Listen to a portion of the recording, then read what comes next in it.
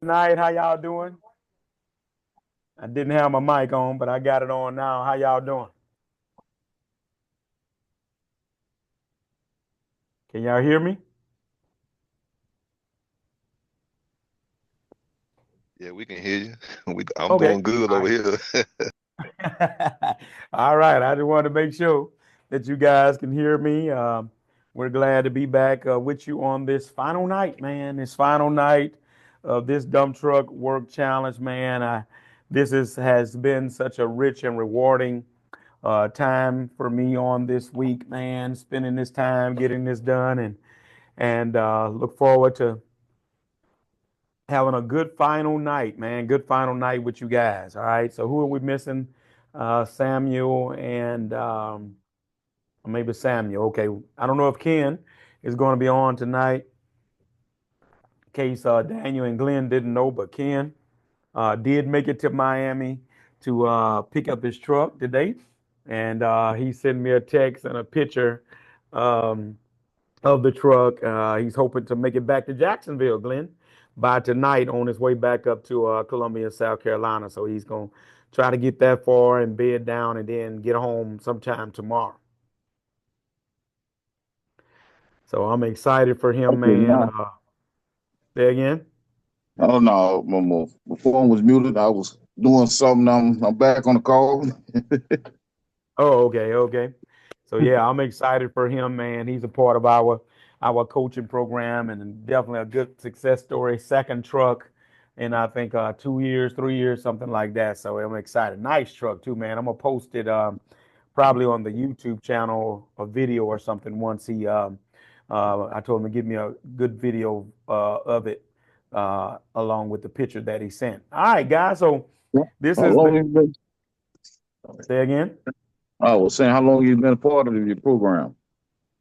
Oh, just started last month. He's been in our program, coaching program now, a month, a month Okay. actually. Yeah, yeah. We just started it. Our first challenge was last month, Glenn, and this is challenge number two.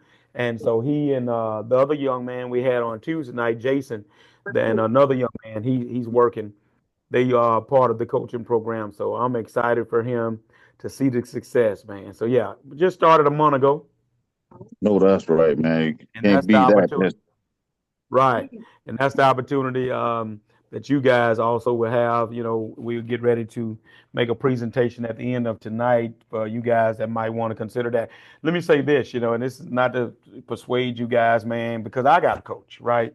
Um, all of us, you need somebody that's already doing what you're trying to do that can give you the game, tell you the real, not holding anything back.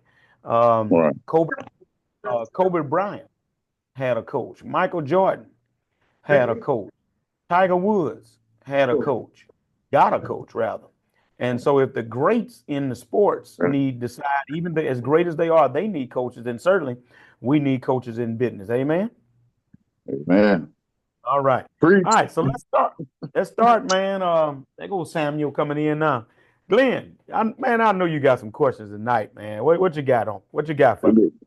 I'm trying to get in the car so I can make it to the gym while I'm listening to you. Try to get I in the car. already know. All right, we want to come back to you then? Yeah. All right. All right. You on, Daniel?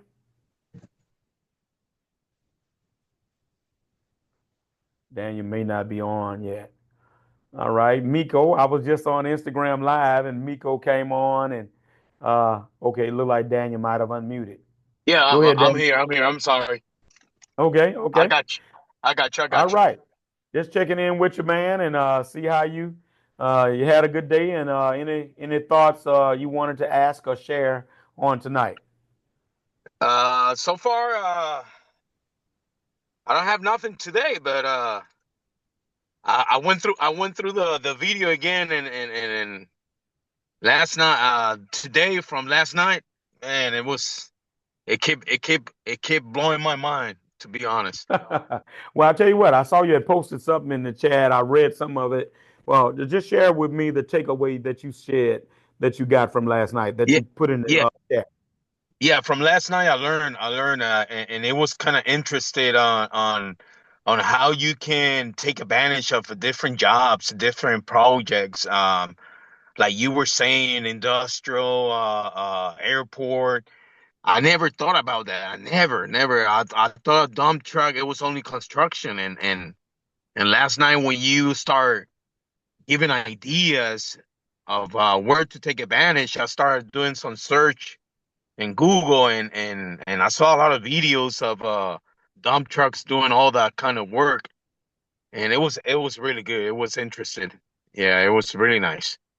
Right, right, right.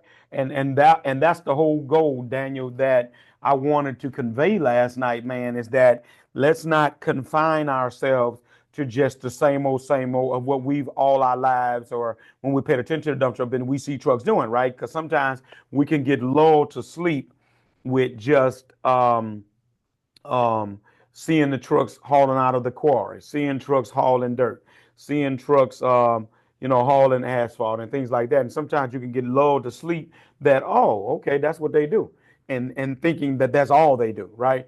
I do advocate road building, but there is so much. This is a vast industry where, depending on your locale, your geographic location, there are other things that you could major in and make great money from, right? And so that was what I wanted to convey across to show us just how big this thing is. It's bigger than just the little three or four or five things we see folks doing, right? And so I wanted to challenge us to think outside the box of of things that would call for a dump truck, right? We're problem solvers. We solve the problem of what? People needing aggregates and whatever hauled. And so many times, see, real progressive thinking and action in this business would be, let me be able to look at certain situations and see, is that a dump truck situation, right? They might not even be using dump trucks for it, but then I'm looking at what they're doing, and then I might, hey, I wonder if they ever thought about doing that with dump trucks, and then you go and make an offer to them to, would you be interested could I give you a price to do that with dump trucking? All right, got one coming in. All right, and so that's the idea behind that right there. So, um, um, I'm glad to hear you say what you're saying, and that's what that was all about because I wanted to stretch our minds as it relates to what we are confined and been taught and grew up on seeing. Because I mean, if you would ask me when I first started limestone yard, that's what I saw. Offloading barges, that's what I saw. Hauling dirt, that's what I saw. Other than that, that was what I saw. So your mind already is automatically going to program to what you see. And so that's what happened with me, and I wanted to bring forth in last night's teaching. And I want to share something else. Come on. Even though the guys right here, our brothers, they got trucks, and I'm just doing this because I want to get ready when it's my turn. But let me tell you something, folks. Wisdom and knowledge I think it's number one before having the equipment. Because if you have and you can get knowledge from the business, it'll make it a lot easier. So I can't wait to have my own truck and start working. I used to be an insurance agent in Puerto Rico, so so I understand what comes from going out and talk to people and talk to get the job done and try to get jobs, and so I know where that comes from, and now that I'm taking this type of course, it's clicking, and I say, wow, it's pretty much like being an insurance agent, going out there and try to sell your product. Right, yeah. Right, man. Daniel, you have a certain excitement about yourself already, man. I can tell that you definitely demonstrate the passion and excitement and anticipation, man, to be able to make it in this business and get started. So you definitely got the right idea, the right outlook and perspective, and doing the right thing. See, research is the key. And then, of course, not to toot my own horn, but it could have been somebody else. Even though I don't know of many people that are doing, a challenge as far as relates to dump truck business, but just seeking out the help and be able to connect with people that are doing it and doing it, at a certain level that are offering up the game. Many times people jump into stuff that don't do no research and don't vet everything. Will you know everything? No. Some stuff you will only learn once you get in there. But if there's somebody that's offering something, man, look, sometimes let me tell you what happened to me. I think I bought a guy's course. I bought a coaching program, a course, I think, on something last year. I think it was when I had wrote the book. I was in the 2 years ago, that rather. I was writing the books that I got on my website. The books that you know about how to get started, the right truck, and all those things. And so I wanted to enhance my writing skills. I wanted to make sure that I'm presenting this information in such a way that people can get it. And I paid for a course, man. And throughout that whole time, I kid you not, the guy said something so profound about something that you shouldn't do. And it was so profound, it was all the information I needed. I didn't even finish the course because he had said something so valuable to me that it saved me so much money from doing the wrong thing. It wasn't even about this is what you should do. It was what I shouldn't do. Because watch this, it's not only value, you don't get value just from someone telling you what you should do, but there's also value found in what you shouldn't do that could be very costly by way of the wrong thing or enabling you to make the right decision whereby you keep money in your pocket. And watch this, a penny saved is a penny earned, right? For example, I think I told you that when I bought the converted road truck, it had the 12,000 pound front ends because it was a road truck. Me not knowing, if I'd have knew when I saw that, I'd be like, oh no, that's a no go. That's a road truck conversion. All right, but I didn't know. And like I said, when I got the first load on the truck, uh, the load on the back made the front of the truck sit down on the wheels. And I was like, oh my God, what's wrong? I was oblivious. I didn't know what was going on. And one of the other dump truckers came and looked at it. He said, "Oh man, you don't have enough springs on the front. You got a low rated rear front axle." And I was like, "Oh wow." I said, "Well, who do that?" And they told me. And I say, "Call them. They'll get you in, and they'll add a couple of leaf springs and add a couple of blocks and build that front end up. So when you put the load on, you'll be able to come down." Now watch this. That cost me right out the gate, onto my first day of working, right out the gate. That cost me $1,500, right? Guys, I after I put 7,500 down on the down payment out of 12,500, I had 5,000 left. So by the time I had fueled the truck up, by the time I had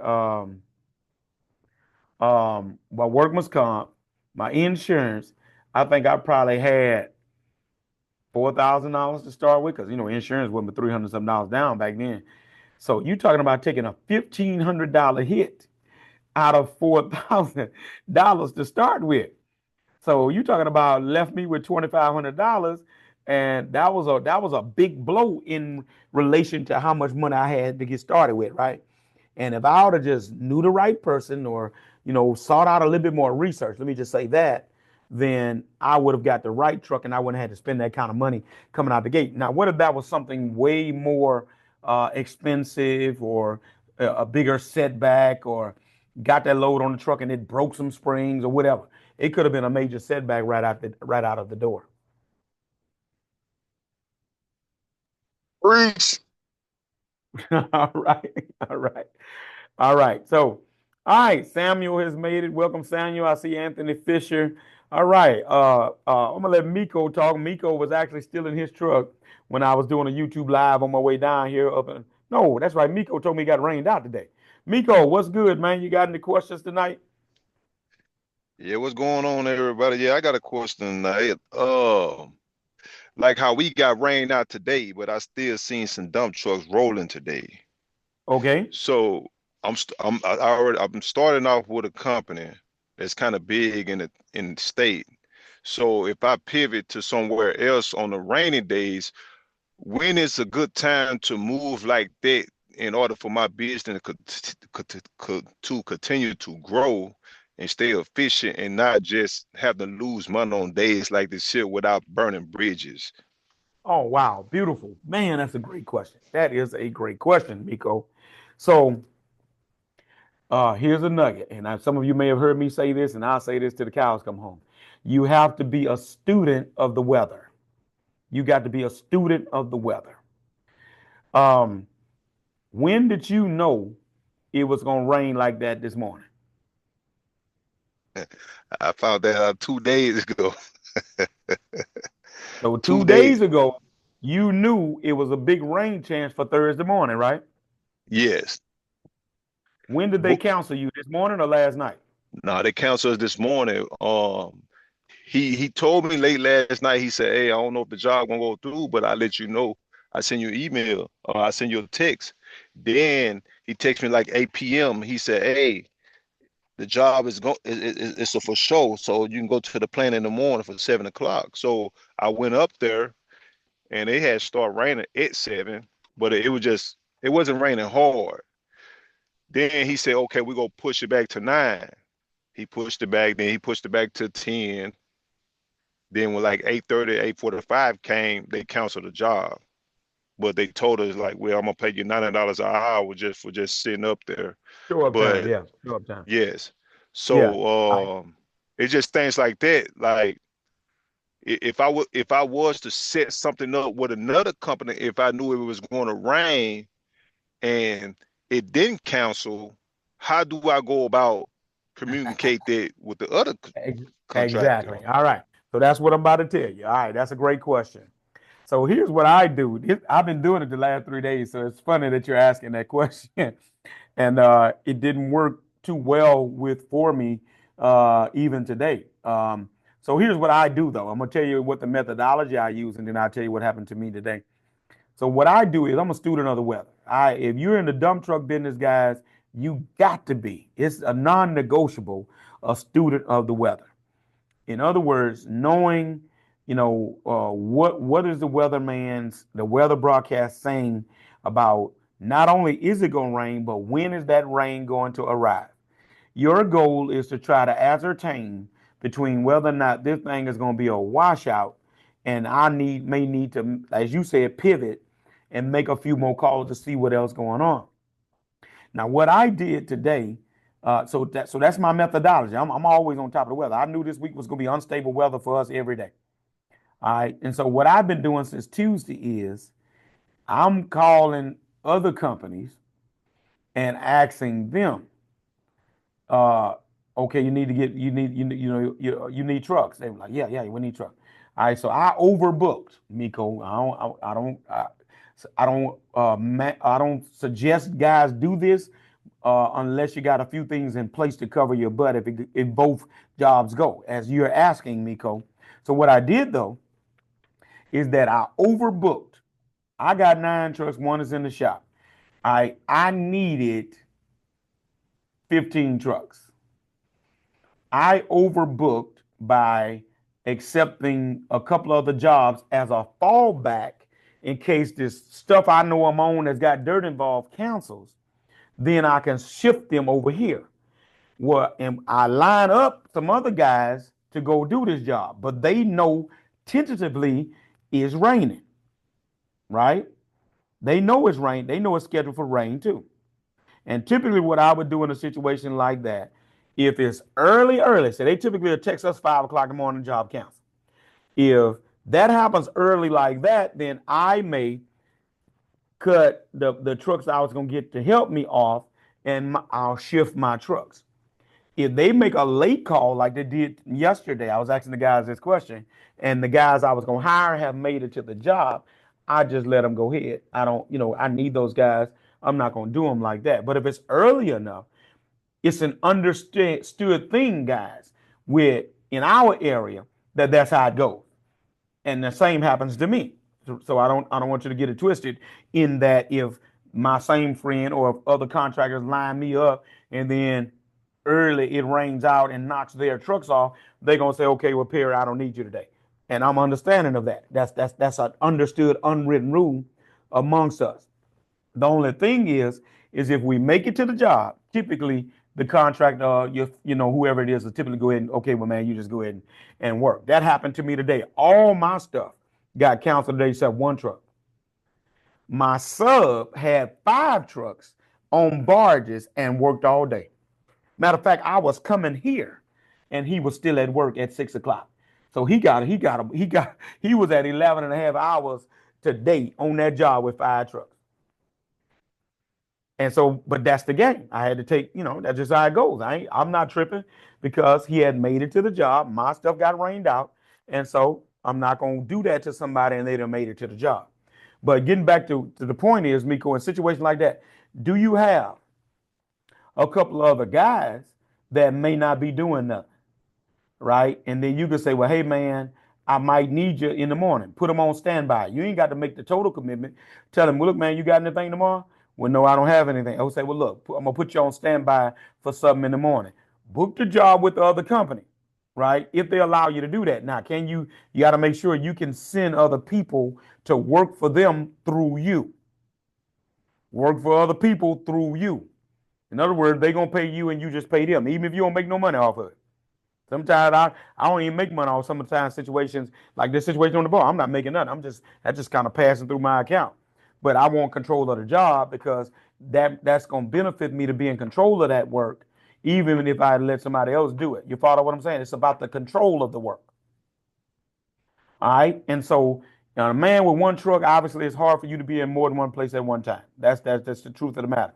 But if you got some guys that may have gotten rained out already, Miko, you put him on standby. If your job cancels early, then you can say, well, man, I'm not going to need you today. He ain't lost nothing no way because he ain't had nothing. Talk Jones. He ain't lost nothing no way. He ain't had nothing. Right? And then you could go to work. But obviously, with the way that happened to you today, you didn't start work at 8, 9 o'clock. So you wouldn't have been able to prevent that no way. All right. Now, to get a little deep into your question. All right. To get a little deeper into your question. Oh, that's right. The draft is tonight. All right. The Browns send number 2 pick others to Jaguars in exchange for the number 5 pick. Jacksonville takes Travis. What's his name? Hunter, ain't it? Travis Hunter. All right. Jacksonville. So you got Travis Hunter and the boy from LSU last year, Brian Thomas, who had a great year with Jacksonville. They giving Trevor where Glenn at? Jacksonville giving Trevor some weapons down there. I hope to get them boys some motivation.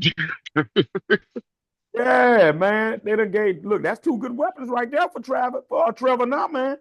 Brian Thomas and Travis Hunter. It takes more than 2 to do that team, baby. But you got 2 field stretchers now. You got 2 guys that can stretch the field. Yeah, but Trevor, we'll get to that later. Okay.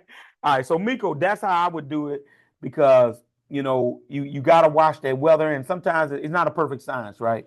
Like this morning. It was not supposed to rain this morning. It was supposed to rain. The rain was supposed to be it for us yesterday evening. It did a doozy on me. I was stumped. I was dumbfounded this morning when one of the drivers called me at 6 o'clock. Hey, the job's still going. It's storming. I said, what? And I'll say, well, no, the guy hadn't canceled. 20 minutes later, the guy cancels. Then another one cancels. Then another cancel. All my stuff cancels except one job. But I watch that weather. That's what's going to get. That's the best thing you can do. Watch the weather, and then you can safely double book, but make sure you got a fallback to supply the need if both jobs do go. Now, it's a risky game, but you got to know that you can cover. So I know I can cover. So that's why I don't worry about it, right? Gotcha. Appreciate that. What products are moving during the rain? Limestone. That's what these guys today were offloading barges. They all loaded probably the first 3 or 4 hours of the day here in the rain. So hauling limestone and then offloading barges of limestone will go in the rain. In some instances, Anthony, they'll mill in the rain if it's not lightning. And if they got one of those millers that got a cover on it, sometimes they'll mill in the rain. Man, I've seen some of these jobs get behind. They'll do all kind of stuff in the rain when they got behind. Trust me. When you get to the point they finna start charged 15, 20, 30,000 a day because they behind, they'll do all kind of stuff in the rain. Don't fool yourself. And I don't done get me built in wrong, the rain sometimes before. the state will shut them down too. The state inspectors is really up to the state inspector. Sometimes I've seen the contractor want to work, and the state inspector shut them down. That's a great question. All right. What about old Samuel? What you talking about, Samuel? Hey, how you guys doing tonight? All right, all right. Good evening to you, brother. Good evening, man. Yeah, we had some rain come down today, but we were still hauling 789s, and we've been doing that all week, and we're doing it tomorrow too. So we all good this way as of right now, but And it's supposed to be. that's to asphalt plant. Yes, sir. All right, so Anthony, what Samuel is talking about is a stockpile of material for an asphalt plant. You know, with a little rain that took place today. And stockpiling is one of the things that can happen in the rain. You know, whether it be sand and gravel for concrete plants, or limestone and gravel for asphalt plants. Those are the kind of things can do. And I'm gonna tell you something. Once you build a great relationship with these companies, see, like on a rainy day, they'll let you make a few loads in the rain, instead of cutting you off. If you once you get in good with them and work with them pretty good, they'll let you make a round or two, so it won't just be a 0 day. You know what I mean? Samuel, did that truck get that extra load today?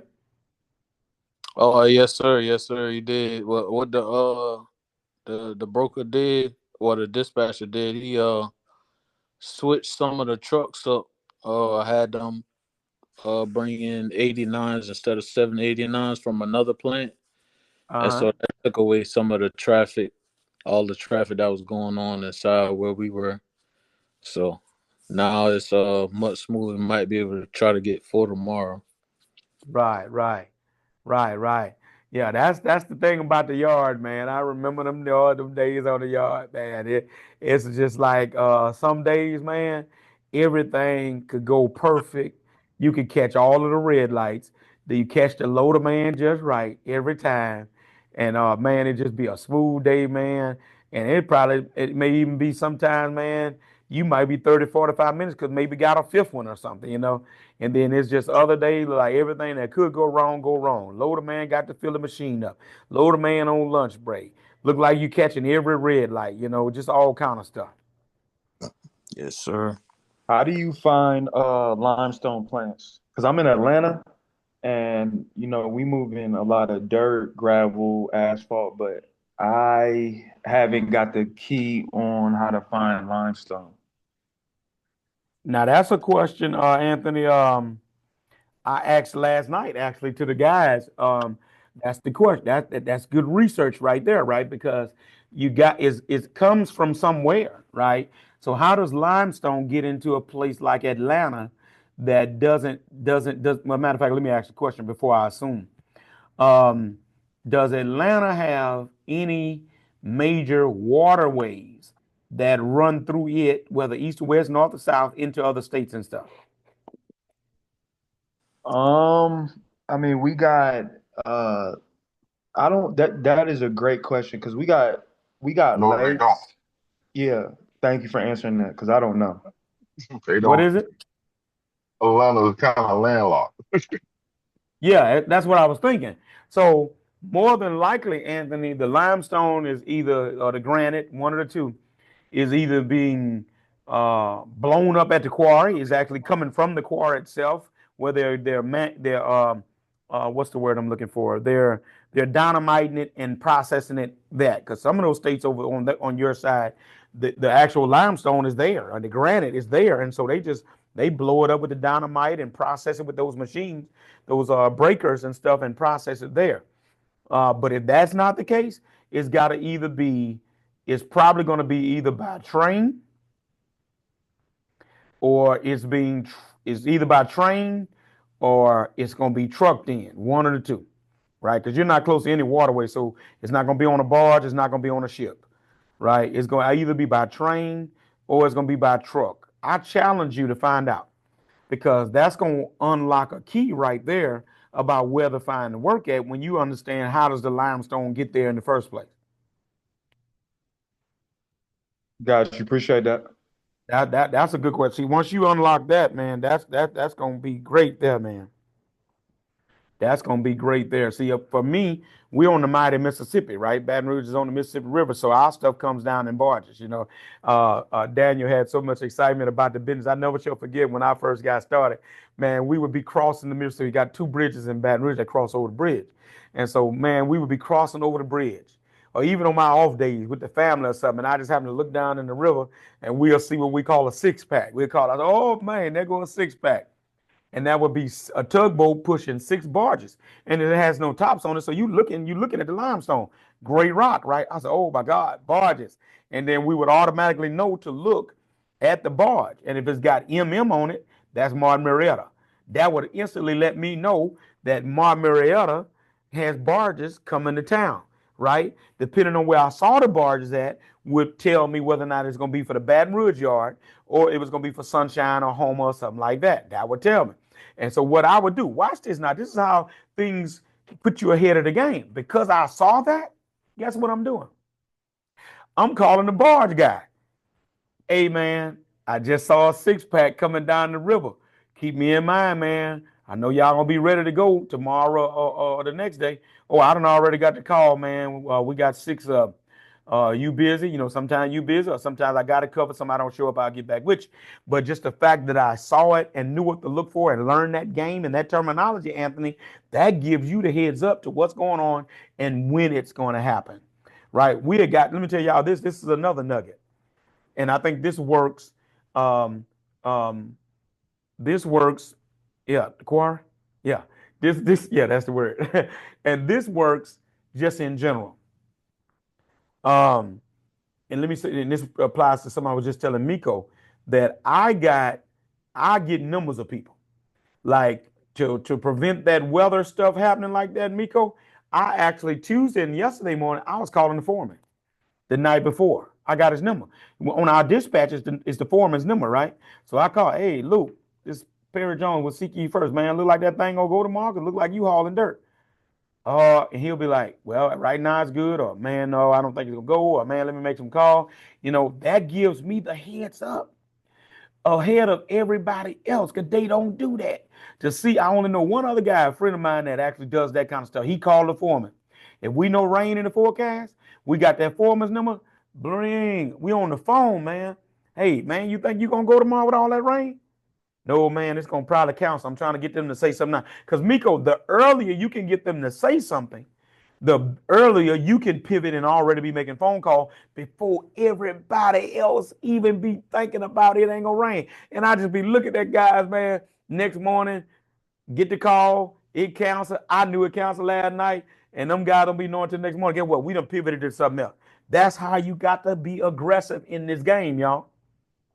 You save downtime just like that. All right, so that's that. So Anthony, definitely research that. How does limestone come into Atlanta? C.W. Matthews and E.R. Snell are the top dogs in your state. I know that because I researched Atlanta. I thought about putting trucks in Atlanta one time. And C.W. Matthews and E.R. Snell are the top dogs. There's another one too. I forgot their name. But it looks like every time I look around, those three companies got all the work in Atlanta. And then, of course, that big $600, $800 million project on Interstate 285 is coming up that's going to last 10 years. Do you know about that, Anthony? Yeah, that's why I hurried up and got my truck.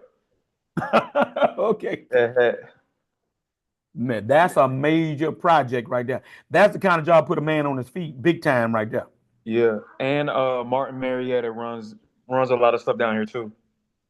Mar Marietta. All Yeah, right. So that means it's a quarry. It's a quarry. yeah, That's what you're talking about. Yeah. So yeah. my guy here tells me it's a quarry. That's how they get it, Miko. So they're basically dynamiting and processing it in Atlanta. Y'all got it in the hills and stuff up there. So they actually got quarries that make it.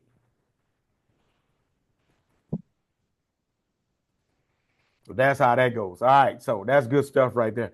All right. So that's a great question, Anthony. All right. Glenn, you ought to be ready now. He might be at the gym working out.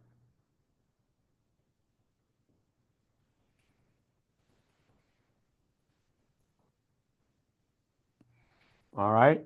What about you, Daniel?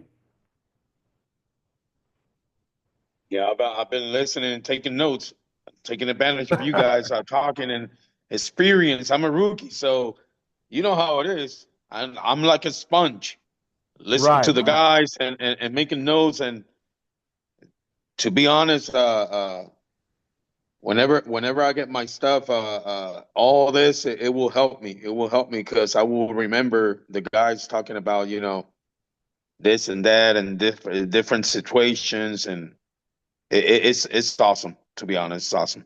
It's a Right. learning process.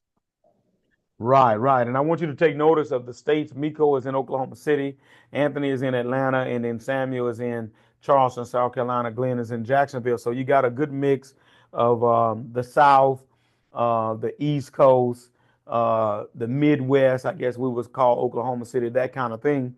So you get a chance to see different aspects of how the work is. I was on YouTube on the way down, and Miko was on there, and we were talking about. I think it was a guy named Matt was talking about he had to work slow in Atlanta, and I was like, "Oh no, man! I don't know who you've been talking to." I say Atlanta is one of the most bustling places it is right now for dump truck work, right? Anthony, are you familiar with C.W. Matthews? Do you work for them? Yeah, my truck is parked right down the street from their actual headquarters. Oh wow! Yeah, And they got like what? I just haven't got in with them yet. I was gonna ask you that too. Of how are you um going in there to try to build a relationship with them? Because mine is all coming through like contractors and other guys that are subcontracting the work. Right, right, right.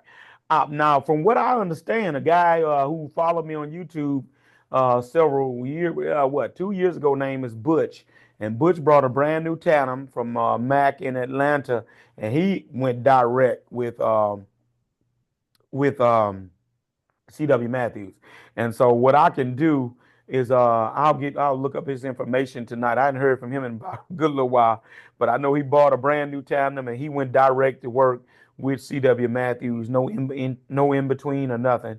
And I think it was just a matter of making the call, and they put him on, and of course they got plants everywhere and jobs everywhere across that whole state of Georgia, of course in the immediate area. And of course, some guys may be, have to be willing to travel, maybe 2 counties over or something like that, but they got to work. And but I'll do that for you. Be sure to remind me. I'll get Butch's email or something and put you in touch with him. And last I know, he's working directly with C.W. Matthews. Appreciate that. Yeah, I'll remind you on IG. All right, that sounds good. All right, Mr. Miko, you got anything else? No, not really, man. I was at the plant the other day, and a guy pulled up in a pickup truck. He represent the company, and he was telling me, man, that's a nice truck you got there. He said, I like that truck. We'll keep you rolling. And I found out he was the vice president of the company. And he said Wow. every time he see my truck, he give me the thumbs up. But I don't look in pickup trucks. I be straight ahead. You know what I'm saying? So Uh, when he told me that, it put a light bulb in my head. A light bulb in my head went off and saying the contractors, they pretty much want nice equipment on their projects because of the DOT issues, right, you know, right, and exactly. and that's the mindset that I took from that when he told me that. I said, okay, all right, I'm gonna have a conversation with him in about 2 more months, Lord's willing, and see what we can do from that, so. Exactly. Exactly, man. That's an open door, right? Conversation, right? And that's all we all ask, guys. If these people or whenever, because it really is going to happen inevitably, right? If you stick around long enough and keep yourself in the right position, you're going to have a chance to sell yourself, right? Not only Miko did he take notice of the new equipment. It's deeper than that. I'm gonna show you another thing he obviously took notice of as well. But let me say this about equipment. Yes, and I don't know if a lot of guys pay attention to that. Again, you don't have to have a brand new truck, but the people do want to feel confident. Don't fool yourself. They want to feel confident that you're going to be able to go from A to B and not, every time they look around, you on side of the road with their material in your truck. How many times you think they're gonna keep eating that asphalt load? They ain't gonna keep eating that. I don't know how much asphalt costs where y'all at, but it's about $1,000, $1,100 a load. Did y'all hear me right there? $1,100 a load. And you keep on being the one. Every time they look around, you on side of the road broke down, right? And those contractors get upset if that asphalt get cold, right? You run the risk of it getting rejected by the inspector if you be done broke down too long, right? All right, and so not just asphalt, but I say asphalt because asphalt, that's a time limit on that, right? Especially if it ain't one of them hot summer days and it's about 60 degrees, that asphalt can get cold if you stuck on side of the road 3-4 hours with a breakdown, right? And so don't fool yourself. They want to be confident and in knowing that they got a group of truckers that are going to get their product from A to B. Keep in mind, guys, they make their money off the product, especially asphalt companies. They got to put asphalt down on the road. If it's concrete, they got to put concrete down on the road. If they're building the road, then obviously they don't make they make the money off the limestone, but of their equipment as well and the labor to do the job. But when it comes to that product that they're selling or the state for doing a state job, they got to get that material. And so you lose 5 loads a day from trucks breaking down. Y'all do the math. That's $5,500. How many days, or how long do you think they're gonna put up with that? They ain't gonna put up with that too long. So that's one thing. But here's the other thing, Miko. He's paying that I always tell people, whether you know it or not. Who you're working for, they're always watching. Don't fool yourself. They're always watching. He's not just watching the truck, Miko. He watching you. Talk Jones. He watching you. It ain't just the truck. He watching you. He's observing you. The truck might have been the candy that caught his attention, but he watching the operator of it and seeing how you operate in the truck and how you're carrying yourself, right? And so what that does for you, that creates an opportunity in conversation, because now you done had a whole conversation with the vice president. That don't happen every day. And so next time you definitely got to take advantage of it. And then that's when you got to try to come on with that DBE opportunity. That's the next move, brother. You got an open door now. And the next time y'all had that conversation, well, look, man, I got my DBE certification, and you make that play for that. That's the next move. The very next time it happens, make sure you get your paperwork done. And I just finished today. I just finished that DBE paperwork today. You got it. All right, so you And just got to turn it in? No, we do it on computer here. So I already completed it. So I got to call the woman named Latasha. She's gonna look. She ready for me. She gonna get it. Right. So watch this. And so the very next time, then once you get completed, you're certified, you got everything. The very next time that opportunity presents itself, that you're in a situation to have a conversation with him, boom, that's me right there. I'm on that. Hey man, how you doing, man? I just wanted to talk with you. I said, look, I just got my DBE certification, man, and I wanted to let you guys know that, I would love to be a DBE that you guys, to partner with you guys. Remember, that's my word, right? To partner with you guys on some of these DBE projects, man. What do I need to do to be able to do that? I got my paperwork, and then boom, he gonna tell you who you need to talk to more than likely. That's the next move, Miko. And yes, sir. Yeah, I'm excited about that kind of stuff. Yeah, when they come and talk to you, especially the big wheels, I call them, you got to take advantage of that, because that don't happen every day. So that's a good introduction. All right. Yeah, Glenn, we was trying to call you. You ready now? We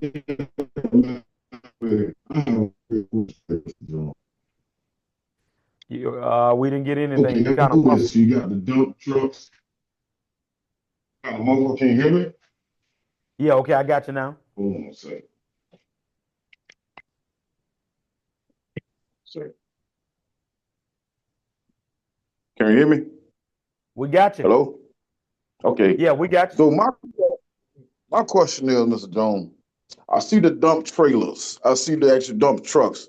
And a few guys I know have a couple guys I know have dump trailers. They was trying to do it with semis, and it was tearing their truck up. It was tearing their truck up. They keep their truck in the shops. And I was trying to tell them, man, it just don't make no sense, because when it comes into, I was listening to what you were saying about the 20,000 on the front and 40,000 on the back axles. Right. Uh-huh. I was trying to explain that to them, but I guess I wasn't explaining it to them the right way. They really couldn't understand that. But I was trying to ask, that's not, to me, I don't think that's a good way to go doing dump trailers unless you're doing, what is that? What is that they call that from the gas yards? It's sand. All right. Well, let me ask you this: what were they hauling that was tearing their trucks? I'm assuming when you say tearing up rims and stuff like that, is that what they're talking about? Yeah. Yes, sir. Okay. Okay. 10 of years. So let me guess, they were getting off road with those trucks. Yes, sir. That's what I thought. They're not designed for that. Those trucks were designed for the road. So you trying to make a truck do something it wasn't designed to do. You trying to make the truck do something it wasn't designed to do, right? So, Right. what I would stick to if I, because a lot of guys coming off the road got a semi, and they don't want to go get another truck. They'd rather if I can go get a trailer and hook to it, then good. Okay, this is what you need to do for a guy that wants to go the dump trailer route. Because we work with trailers every day. The company out there, my main customer, they got trailers. I got one of my quads hauling with trailers tomorrow on asphalt. Here's what the company requires. It can be a 28-foot mate trailer. The mate is you want to get the mate and you want to get not the mate, I'm sorry. You want to get the aluminum trailer, all right, because it's light, right? And if you're gonna do asphalt, then you're not gonna have any problem. Now, what they want that trailer to be, guys, is a quarter frame trailer. And what that means is they want that you can get the aluminum. And let me just say this, you don't have to get the aluminum. Let me just say aluminum or steel. And I'm gonna give you the pros and cons of each. But the quarter frame trailer, the wheels are gonna stay on the ground while the frame dumps. Y'all with me? The frame stays on the ground while I'm sorry, the wheels stay on the ground while the bed dumps in the trailers. They don't want because it's just a dangerous thing when trucks do asphalt. A trailer does asphalt, and that bed being so hard in the air, and they get the waving. They've had situations where trailers turn over. So what they want is if guys got trailers, it got to be where the wheels stay on the ground, not the kind where the triaxle and the first tandem comes up and you just got the back wheels. They don't want that. This company I work for, that's dangerous. All right, so that's the first thing. And really that's the main spec, quarter frame trailer. And then the second thing is if you get an aluminum trailer and you work for the asphalt companies, typically you're not going to do much off-road. You're going to be doing asphalt, you're going to do milling. And then a lot of the guys that work with us, if they're not hauling with us on asphalt or milling or something like that, then they're hauling material to the plant, right? And that's where the aluminum trailer comes in at because it's a lighter trailer. And so when they're hauling material to the plant, much like what Samuel was talking about, you get paid by the ton. So having that aluminum trailer being lighter, you can have more of a profit because you're gonna be able to tote more weight. All right.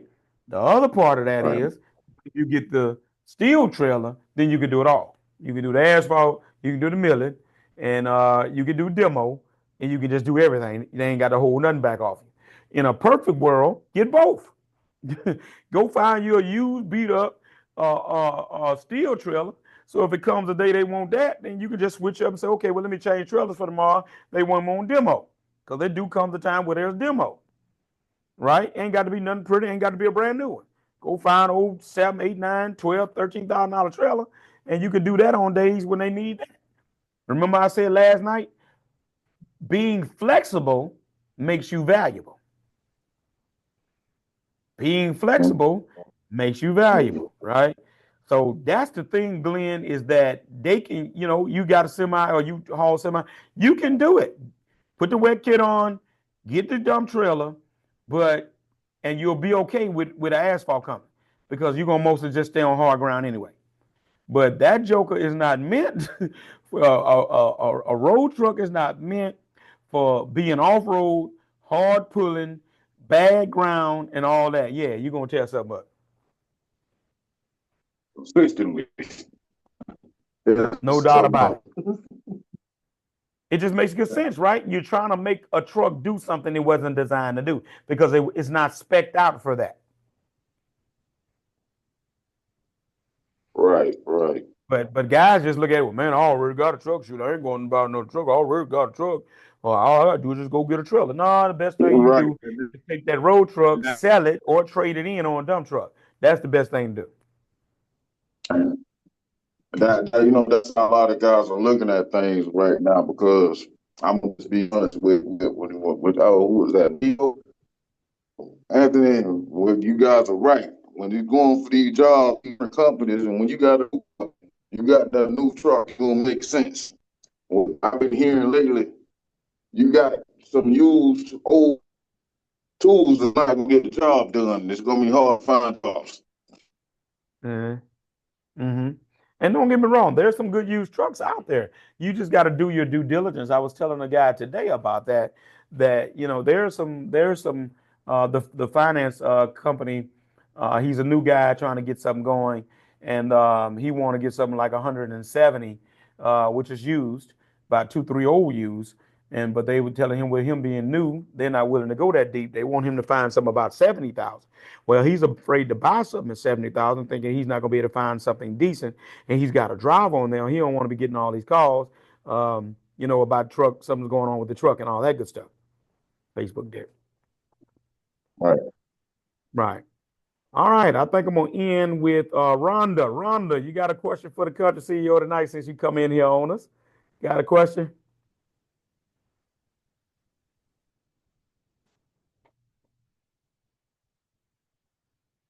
You got to unmute, Rhonda. You got to unmute. We can't hear you.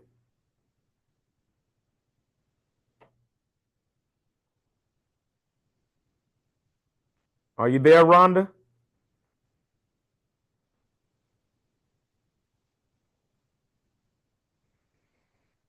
There you go. You're unmuted, but I can't hear you. Check your microphone. I want to give you the opportunity to get the last question before we take our little intermission, and we'll come back with tonight's teaching. Turn your mic on, Rhonda. Yeah, it might be your audio when you came in. Welcome, Facebook family. Well, Facebook is on with us now. Welcome, Facebook in. We always let them in right at the end before we get ready to transition into. It always buzzed my watch. We get ready to transition into our fourth night, final session tonight, which promises to be fire. I'm excited about it. All right. You got it straight yet, Rhonda? Want to give her the opportunity. Don't look like she could get it going. Put put a message in the chat, Rhonda. If you can't get it, let us know. Type a message in the chat and we can see it.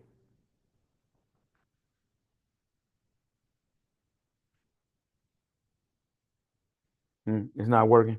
Her audio. Hmm. Oh, okay, I can't see it. That's what she said. It's not working. Okay. All right. Sorry, Rhonda. We was gonna give you that opportunity. Okay, I see it. My mic is not working. All right. Sorry about that. Well, I'll tell you what, Rhonda. If you got a quick question that you can type in, I'll be more than happy to answer it. If it's a quick, short question, if you got one, type it in the chat for us. If no, then put no. Because if you got a question, I'll answer it. If you don't have one, then we won't worry about it. If you just type it in right quick. Again, welcome, Facebook guys.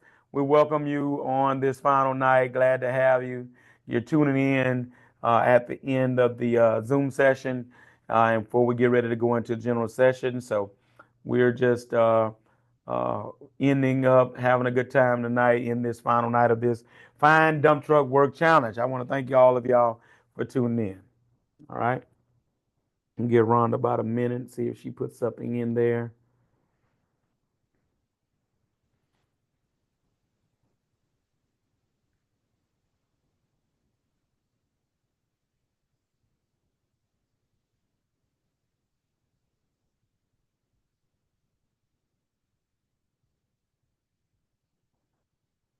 All right. Anything happen yet? Not yet. All right. All right. All right. So Rhonda, if you do have a question, go ahead and put it in there. I'll look at it when we come back. Oh, she's coming back in on another thing, Derek. She come back in on something different. So maybe we can get her right quick.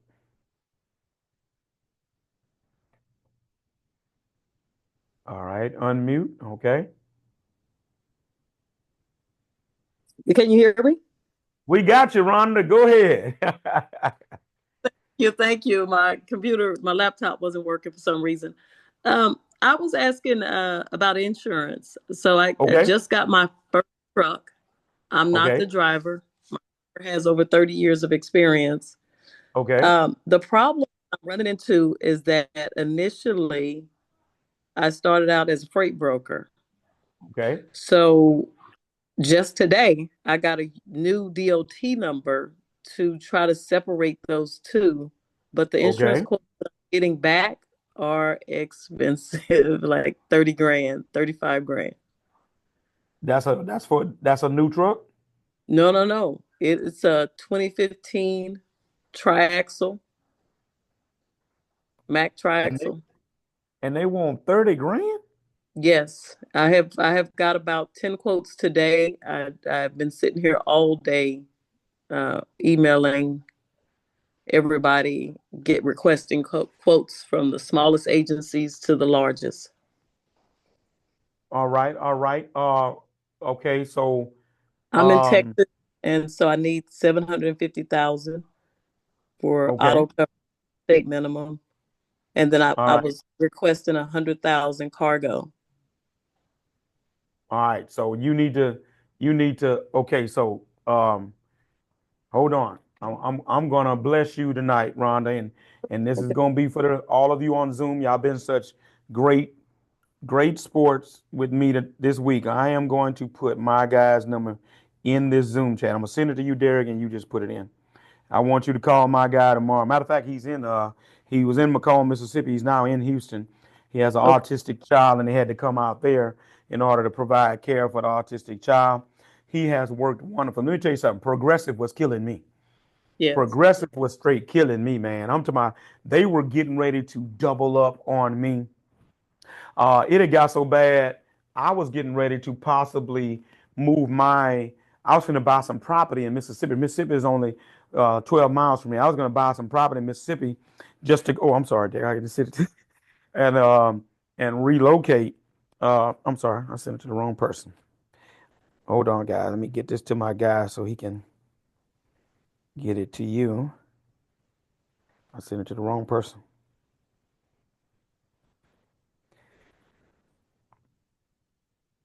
All right, Derek, put that in the chat on Zoom for those guys and for Rhonda. And so I was going to get ready to move to Miss. I was going to buy some property in Mississippi because the word was that the insurance was cheaper there, and just move my headquarters there, 12 miles away.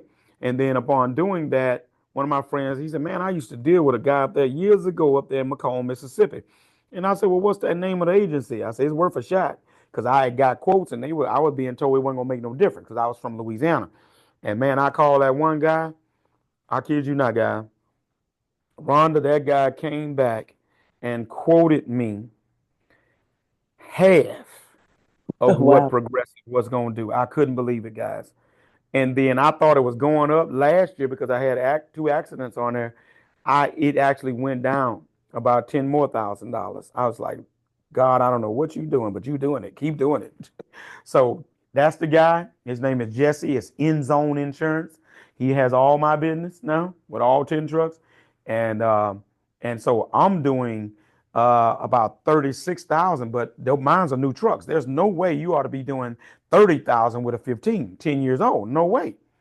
So, and I got $1 million worth of coverage. I guarantee you, Jesse, your guy got good record and all that kind of stuff. 750,000 with that kind of experience that he got, 2015. I guarantee he can beat that price. What you got? I thank you so much. I really appreciate you. And I also want to thank you for connecting me with Daryl in Arkansas. Daryl has been Yeah, everything. yeah. You got with Down, man. He's a good fella, man. It is. He Yeah, has guided me through this whole process, and I'm so grateful. And I'm grateful for everything you shared right. online and on these calls. It's truly a blessing. Right, right. It's all about connections. It's all about networking and connections. All right. All right. So look, guys, we're gonna go ahead and take a little intermission. It's 8 o'clock. You need about 3 to 5 minutes, go to the little boys' room, and then we're gonna come on back and do our teaching tonight, probably about 35, 40 minutes. And then we got a great opportunity we want to present to you guys to work with me after we're finished. All right. So give us about 3 to 5 minutes. We're gonna black you guys out on Zoom with audio and video, but you're still with us, so don't hang up. Facebook guys, y'all hold on. We're gonna black you out as well, so just get your popcorn ready, as Terrell Owens used to say. Mr. Glenn, y'all be good. I'll be right back.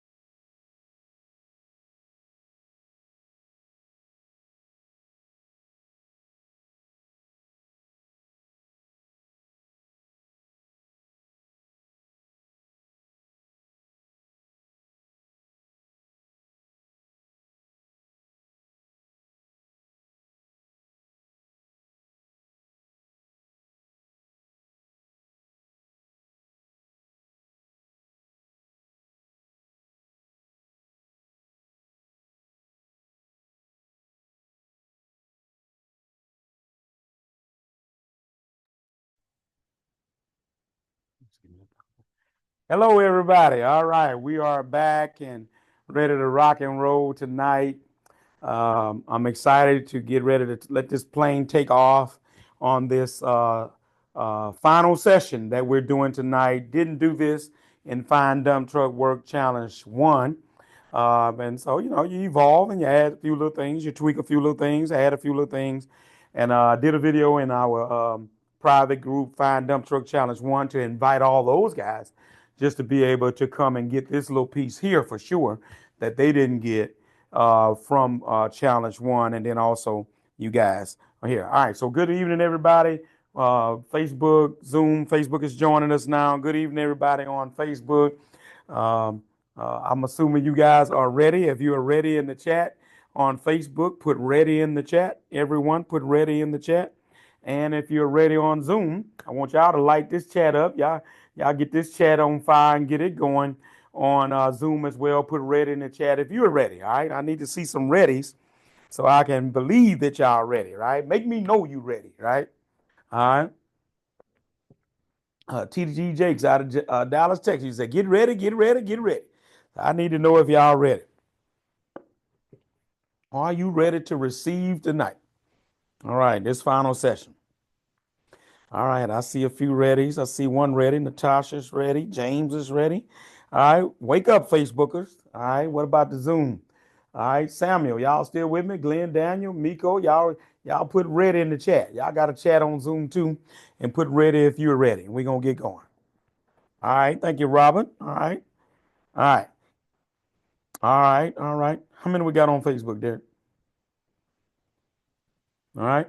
Okay. All right. You got some more of them to come on. All right.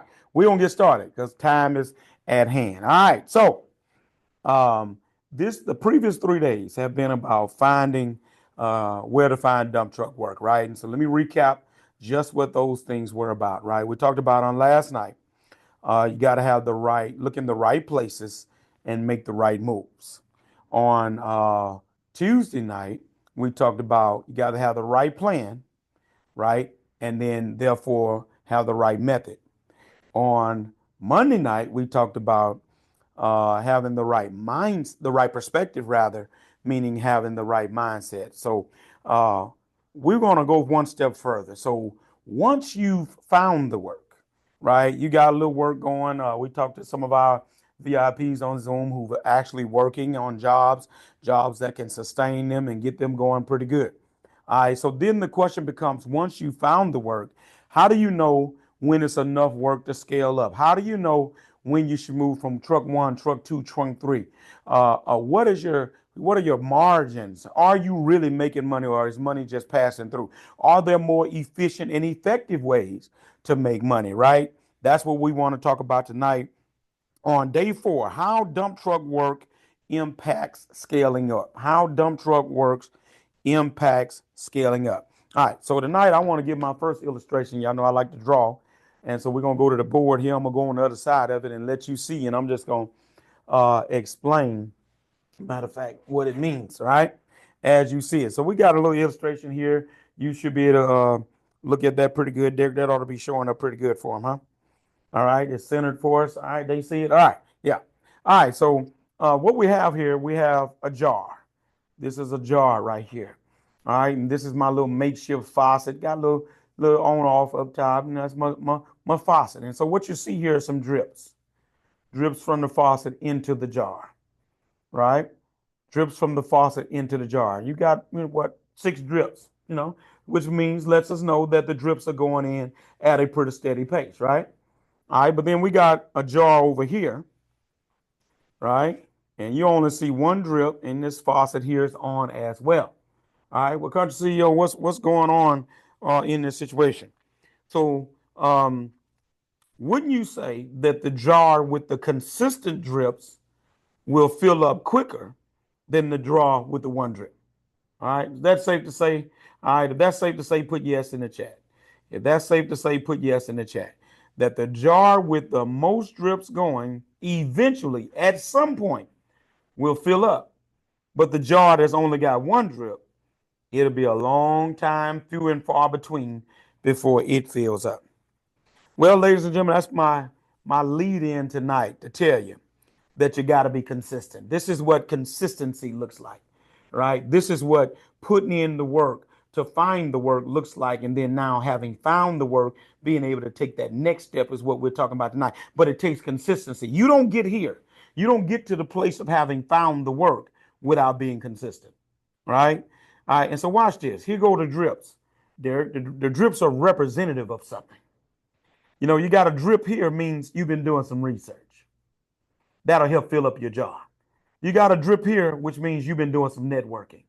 That'll fill up your jar. You got a drip here, which means you've been showing up to contractors and people talking to them. That'll make your jar fill up. You got a drip here called making calls. All right, you keep making the calls, your jar fill up. And you got some bids. You bidding on jobs. Sooner or later, you're gonna get a job. I can't tell you how many jobs I bidded on before I got my first job. Right? And so you want to be this person here that's consistently doing things to fill up your jar, and eventually the jar will get full. Don't be this person over here that's got a drip every now and again. They're inconsistent in doing what it takes to be great and have a successful dump truck business. All right.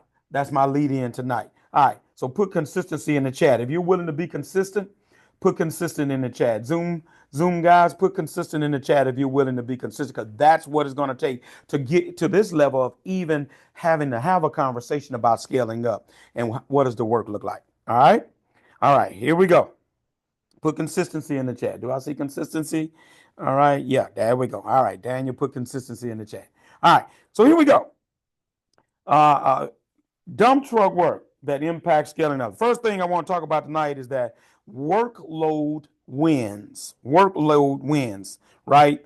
The foundation of steady success is having workloads, right? Workload wins. Put that in the chat. Workload wins, right? You got to have consistent contracts, right? If you're going to be able to even consider scaling up to get a second truck, I told Facebook, I told the Zoom guys that one of the guys in my boot camp, Ken Etheridge, flew down to Miami, Florida today, and is on his way back as we speak with his second dump truck, right? In 2 or 3 years in the business, right? Because here's what he discovered, that he had the kind of workload, right, that determined that he had enough work for another truck. I'm gonna tell you how he did that a little bit later. Consistent contracts, meaning secure repeat clients to ensure ongoing work. Ladies and gentlemen, word of mouth still works. Word of mouth still works. Good referral still works. Folks speaking good of you still works, right? So you want to get consistent contracts, right? Then you got to secure repeat clients to ensure ongoing work. Calendar control. Plan ahead to avoid slow periods and underutilization. Now, let me talk about that. If you're going to keep the work, once you found the work, in order to keep your truck going, even during the slow period. People talk about slow periods, and yes, all trucking going to have slow periods. Let me get that out there right there. Anybody tell you they blowing and going 52 weeks, they ain't tell the truth, right? We've had some times where the sun has been shining and we could have a slow week, right? So you're going to have little lulls every now and again. But what you can do is you can make sure that you've amassed so much work that even in what most people call the slow period, you still at least got a little something going. You can still put 3 days together. It ain't a slow period or a slow week to where you just ain't doing nothing. Yeah, it might be then tamped down a little bit, but you still got enough work to sustain you, right? All right, calendar control, right? And watch this. You already know that round for us. Let me just speak for me. December is good. We work December mostly. January is my slowest month. January is my slowest month. Coming off the holidays, look like the contractors don't want to do nothing about that third week of January before we get back to rolling pretty decently. And depending on the weather, right? We don't have snow like time we had it this year, but that's an anomaly. That might not happen for another 10 years. All right, but we work around that. All right, and then capacity clarity. Know how many loads you can handle so you don't overpromise, right? So once you get the work, make sure that you don't overpromise. You got one truck, don't overpromise and then you can't deliver, right? It's always best, watch this, to underpromise and overdeliver than to overpromise and underdeliver, right? That ain't good. All right. Are y'all tracking with me so far? That workload wins. If you're tracking, say you're tracking. All right. If you're tracking, say you're tracking. You got the work, and I want to show you how the work helps you to scale up. Stay with me. We're going to walk through it, right? So not only does workload wins, but you need to have revenue reliability. In order to think about scaling up and to go into another truck, you got to understand that you got to have revenue reliability. What does that mean? Cash flow, you got to have cash flow that fuels your growth, right? If you're going to think about scaling up and use the work in order to go to the next level, you got to know that you got revenue. You got the work that's going to generate your revenue reliability. Here it is. You got to be able to have predictable paydays. Predictable paydays, right? Some of you are going to be like, okay, well, how is it possible to have predictable paydays when some people are on a 45-day net, some are on 60? I even heard some people on 90-day net. Now in South Louisiana, we don't play that, right? I got maybe one contractor that pays in 21 days, but everybody else is pretty much work this week, get paid the next week. Maybe 2 weeks. Might have one that pay every 2, but I got one that pays every 3. But for the most part, everybody pays every week, right? So you got to have revenue reliability, predictable paydays. Regular jobs means regular income. If you're going to scale up and grow and you go get a truck finance, your bank statements are going to have to be representative of someone that's got revenue reliability.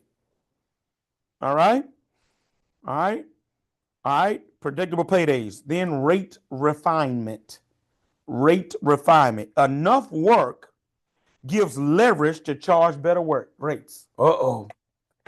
Enough work gives leverage to charge better rate. What do you mean, country CEO? See, when you got the work and you got plenty of work, anybody else that's calling and asking for trucks, you need to be trying to shoot the price up higher because you got the leverage. And you don't always have the leverage as a dump trucker, but when a dump trucker gets the leverage, he needs to leverage the leverage. All right? Put that in the chat. That just sounds good. Leverage the leverage. I need to see that in the chat. Come on, Facebook, wake up. Leverage the leverage, Nicole. Leverage the leverage, right? We don't get it often, but when you got the leverage, Zoom guys, you got to leverage the leverage. So in other words, here's what I do. When I know I got plenty of work and I know we blowing and going, if it's somebody new, not the regular guys, but if it's somebody new that's looking to get service out of me, I'm typically going to quote them $5 or $10 higher because I have a personal responsibility as an OG in the game to shoot the price and get the price up, right? Because I understand it ain't about me. It's also about those that's coming behind me. Talk Jones, right? I understand that it's not just about me getting more money, but it's about me loving this industry enough that I have a personal responsibility to be able to try to get the price higher. So when new people, I know I got the leverage in a certain season, new people are going to get at least a $10 higher price than what we're working for at the current moment. Right? Right? Why are you doing that, country CEO? Because to whom much is given, much is required. Right? To whom much is given, much is required. Okay? All right. That's how the game is being played, right? So you got to have cash flow that fuels your growth. Whenever you be able to start bumping that rates up with other people, right? Notice what you're doing. This is a nugget. I didn't even think about saying this, but this is a nugget. You got your going rate and you make that mostly with everybody in town. But you ought to also have some folk that you're making a premium rate from. Talk Jones, right? You ought to have some folk that you're making 120. You get 95 and 100 with everybody else. But you ought to have 1 or 2 people that you can get that 115, 120 out of. Am I making sense tonight? If I'm making sense, put make sense. Put in the chat, makes sense if I'm making sense, right? Put in the chat, makes sense. It makes sense. That makes sense, right? You ought to have a couple of customers. You don't settle, all right, for the rate that everybody's paying. If you can push that thing $5 or $10 higher, when you got the leverage, push it higher. Don't be afraid of, well, if I don't give them the regular price, they might say no. So what? You got the leverage. You working. It's not like you sitting, right? Right? All right. So put make sense in the chat if you make that make sense to you. All right. All right. And then reserves are ready. Reliable work helps build financial cushions for expansion. That's what we're talking about. How do we know when we got enough work in order to scale up? Because I got some money in the bank. I've been making enough money. I've been taking care of my money. I got some money in my bank, right? Okay, so let me give you the 3. So I got predictable paydays. When I got enough work and I'm looking at scaling up, I got predictable paydays. I know when I'm going to get my money.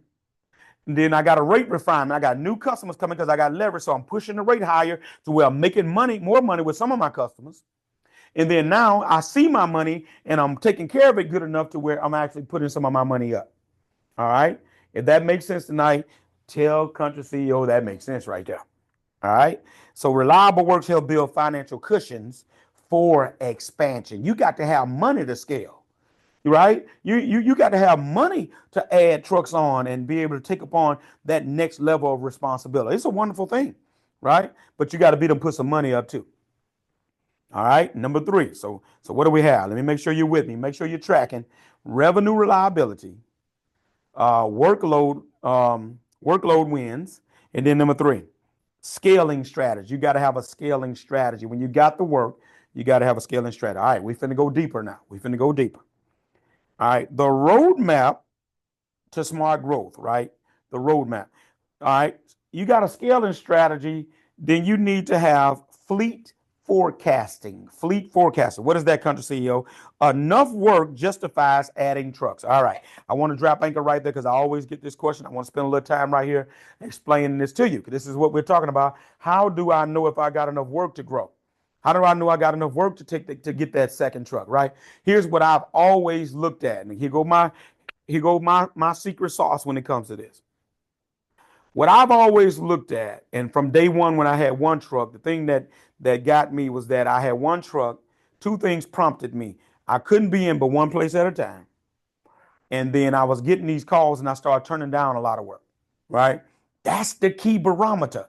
I turned down a lot of work. I was getting all kind of calls to the point where it started happening three, sometimes 4 times a week, 4 days a week. People called every day. Can I get you tomorrow? No, I'm busy. Can I get you tomorrow? No, I'm busy. All right. In case somebody don't know it too, if you're working with somebody, you don't want to get into this thing hopping jobs for a few dollars more. Clint Eastwood, right? You don't want to hop jobs for a few dollars more. It's best to stay with a customer for $5 cheaper that's been working and loyal to you, and then you wait for an opportunity to take care of those other customers. But if you got a whole bunch of people calling you, that is the indicator, right? That is the indicator. Okay, that's the first step. I got a lot of people calling me. I'm turning down a whole bunch of work. And this consistently happens months after month, not just a couple of times, because we have peak season where everybody looking for truck. But if this thing gets into months and Sundays, as the old folks would say, where folks are needing trucks, then you got to look at this thing, right? All right. When that happened to me, I said, okay, I can support another truck. I can hustle enough work for another truck. I didn't have a contract at that time, and I bought a whole nother for my first brand new truck. All right, and so I knew I could work it just by all the limestone yards and dirt pits and things like that. No contract at all. All right, and so what prompts me to do it now, 25 years later, when I went, same thing. When I'm getting bombarded with work, I know I got customers and contractors that I work for. They are forecast of their work. I've done my research. I know they got umpteen jobs, and I do my stuff on 5-year basis, right? So if I'm gonna buy a truck or add a truck, I just need them to work enough to pay for the truck. That's how I forecast. Talk, Jones. That's a nugget right there. I just need them. If they just work long enough for me to pay for the truck, I'm good. And especially, really, to be honest with you, as long as they get past the 3-year mark, I got equity in the truck then. What do you mean, Country CEO? Meaning the truck is now got value in the truck that I can actually sell the truck and make money at that point. Talk, Jones. All right, I hope y'all getting this. Oh my God, this is good stuff right here. All right, so if you're looking for the barometer, Daniel, of when is a good time to add a truck, turning down a whole bunch of work. That's the first key indicator. And then I'm gonna forecast out, or I'm gonna talk to the people that come. I start asking the company. I call that truck foreman or whoever, man, how much work y'all got? If I don't already know, because a lot of times I pride myself on already knowing, because I keep track of how many jobs my contractor got. Oh, I know how much work my main contractor got. Why? Because I follow it on the bidding and I ask them, how many jobs y'all got? What y'all looking at? And that way I can make the correct move because I've been watching them and I know what they got. Especially if that's my bread and butter company. It's your business to know what they got because that affects your business. Oh my goodness. If that's game right there, put game in the chat. If that's game right there, put game in the Zoom. Let me know you're still with me tonight. If that's game right there, that's game right there. It's your business to know how much work your customer got. All right. So enough work justifies adding trucks, right? Number two, staffing smarts. Hire drivers only when there's enough work to support them. You can't be hiring drivers and you ain't got enough work for them, right? But if you know you got the work, that's the first indicator. And then the next thing is, okay, you want to make sure you got enough work to keep your driver busy, right? Because you don't want your driver sitting. And watch this, they got families to take care of, right? And if you ain't got enough work for them to take care of their family, that means they're going to be in your pocket. Tom Jones, right? Because you got to help them make their ends meet because you ain't got no enough work, right? So you got to make sure you got enough work. All right. Staffing smarts. And really, once I understand that I got enough work, then my second thing is for me is who gonna drive the truck. You know, who's a good driver? I need to try to see who I'm gonna put in this truck if I'm finna expand, right? That's my second thing, right? All right. Third thing, system setup. Build processes to handle more jobs efficiently. You got 4 or 5 different jobs going. What's your process for handling those jobs, right? You need to have a process for that. You know, get you a whiteboard, put it up on your wall in your office, write down the jobs that you got. It ain't got to be nothing on the computer if you're not computer savvy. Write down the jobs on the board. We're doing this job for this construction company. We're doing this job for this construction company. How many months is supposed to last? Chart your stuff out, y'all. That's being organized. All right. So this is a scaling strategy. All right. All right. If y'all tracking, put tracking in the chat. If y'all tracking, put tracking in the chat. I don't want to lose nobody. All right. Nicole, y'all still there? Natasha, y'all still there? Robert Spicard, y'all still there? Let me know you're still there. Put tracking in the chat. All right. Stephen Sheldon, you still there? All right. I just want to make sure you're still there. All right. Number 4, brand building. Brand building, the business behind the truck, right? All right. First thing, market momentum. A busy business gets noticed more. Woo! A busy business gets noticed more. Ladies and gentlemen, this is not a bragging thing. It's just a reality. And some of you have experienced the same thing. Don't you see folks at the grocery store, at the, car wash, wherever, in your town, in your city? Man, I see your trucks everywhere. Man, your truck stay rolling. I get that all the time, man.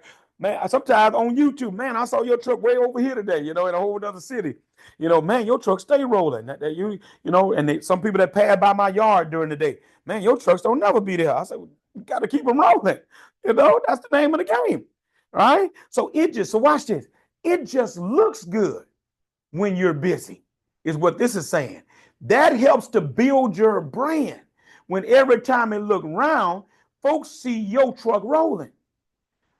Just as the same as such, if your truck doing a whole lot of sitting, people notice that as well.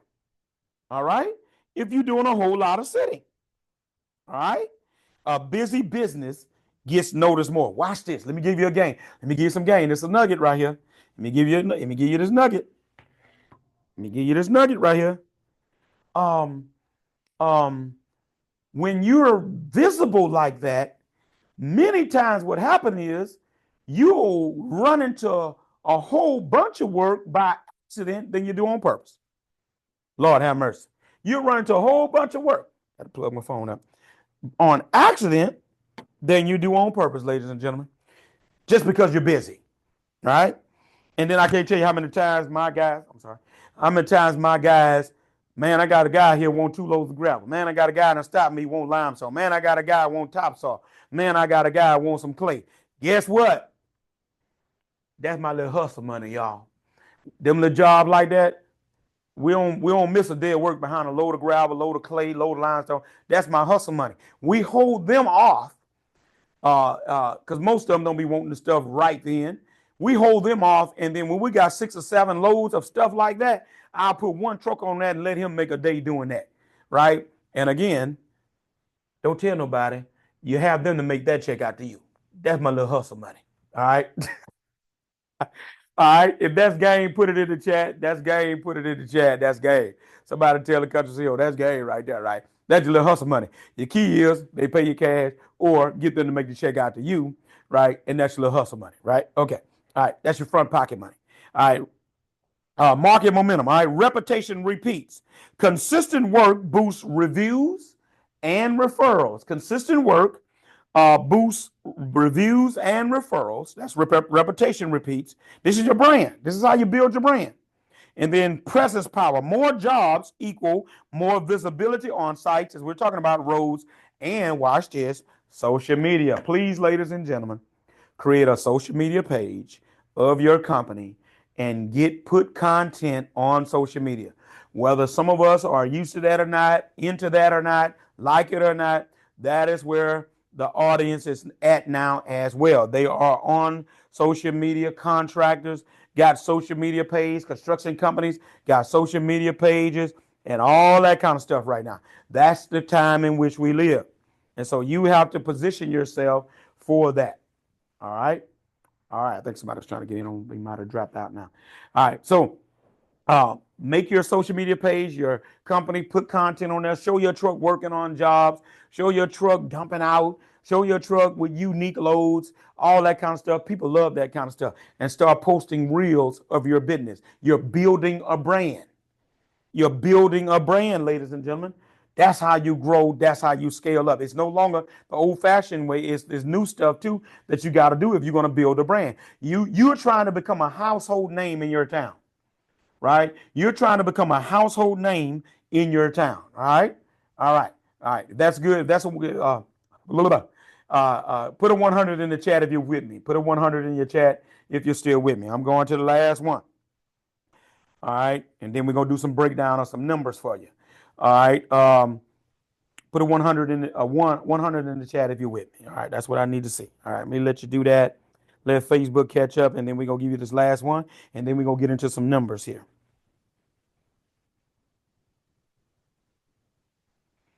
All right, be ready in a second. You ready? I see them 100s. All right. Thank y'all. Thank y'all. Thank you. Thank you, Donna Hampton. I see you. All right. All right. Here we go. Got it in here. Miko, appreciate you, man. All right.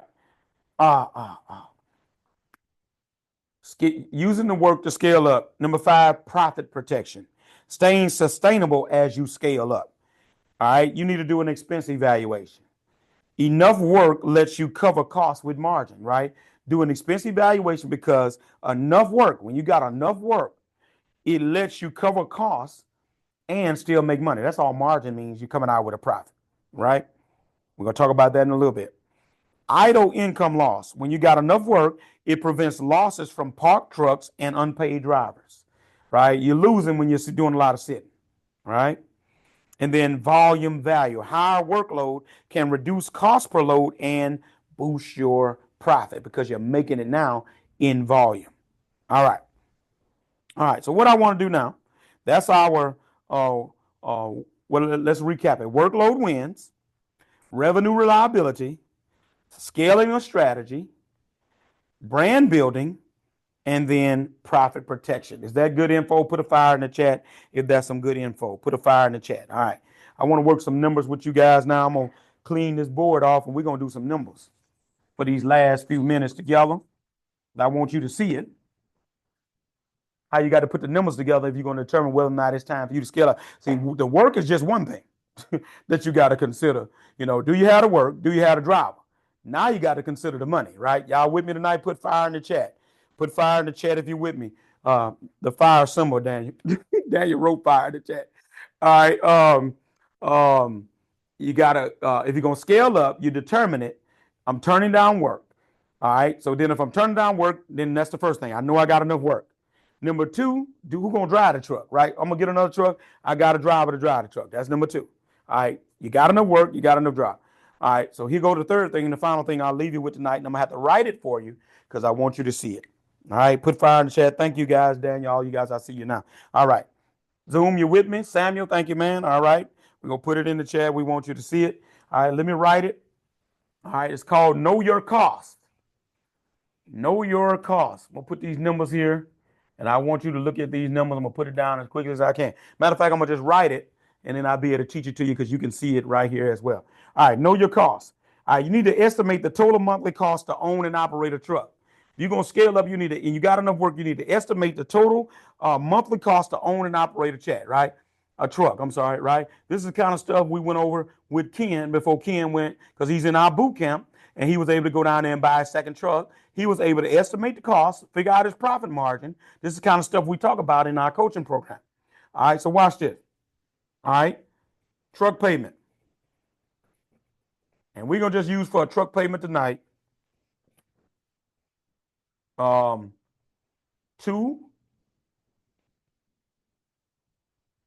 to 3,500. All right. Insurance. We'll do the short version. 1,000 to 2,000.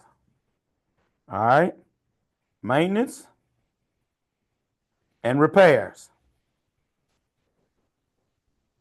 500 to 1,000. These are just averages, you guys.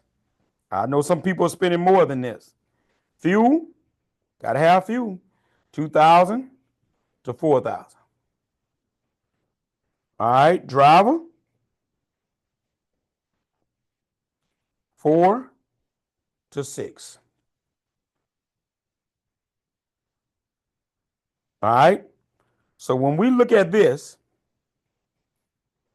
anywhere from 10,000 to 17,000. I want you to see that. Let you look at those numbers, right? I'm gonna go over them with you because I want you to be able to see it. All right, you should see it. All right, know your cost. You're gonna scale up. You got the work. You got the driver. You know your cost, right? So truck payments. These are the categories more than anything I want you to see. Truck payments, insurance, maintenance and repairs, fuel, driver, $10,000 to $17,000 a month. All right, $10,000 to $17,000 a month. All right. All right. Everybody got that? If you're tracking, say you're tracking because I'm going to erase this. Do you see? This is just an average. We're going to get down to some specific numbers as an example of a probably average dump truck business, right? But do you see that? If you see that, put tracking in the chat, and that way I can move on. I won't erase it, right? Y'all see that? Derek, you see that pretty good? All right. Those numbers on that board. If you see those numbers, tell me you're tracking. All right. Y'all got it? All right, yes. Okay, good. All right, I want you to see those numbers. All right, now I'm going to use an actual case scenario of a dump truck business.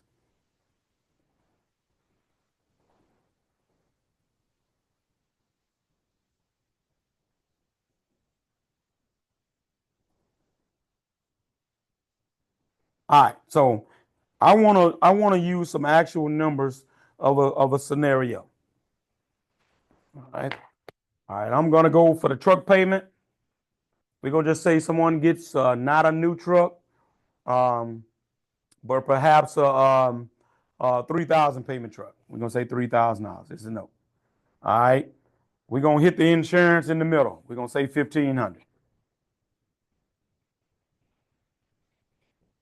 Maintenance and repair, we're going to leave that the same. Fuel. All right. This is one truck now. All right. We're going to just hit the fuel about, because I think about my truck. My trucks burn about 500 a week, 600 a week. So let's just say 600 times 4, 2,400 a month, right? So we're just going to put 2,500 a month for the fuel. One truck. All right, driver. We know we're not paying no driver no $6,000. We just go do $1,000 a week on average, right? 4,000. All right. Let me see what those numbers are now. All right, so 3, that's 45. 5,000, 75, 11,500, right?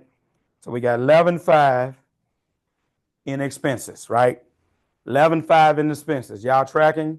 Y'all see that? Let me get over here because I want you to see that. All right. You guys see that? See those numbers, right? Truck payments, 3,000. Insurance, 1,500. Maintenance repairs, 500 to 1,000. Fuel, 2,500. Driver, 4,000. Total of 11,500. I think I'm going to round that off to 12. Just say 12,000. All right. And this is just a used truck with a decent insurance rate. We know this insurance is crazy, but you've been able to find insurance, $1,500 a month on this used truck, right?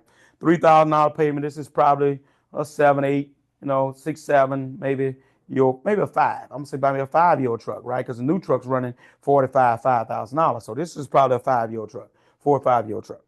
All right. So now I want to look at income.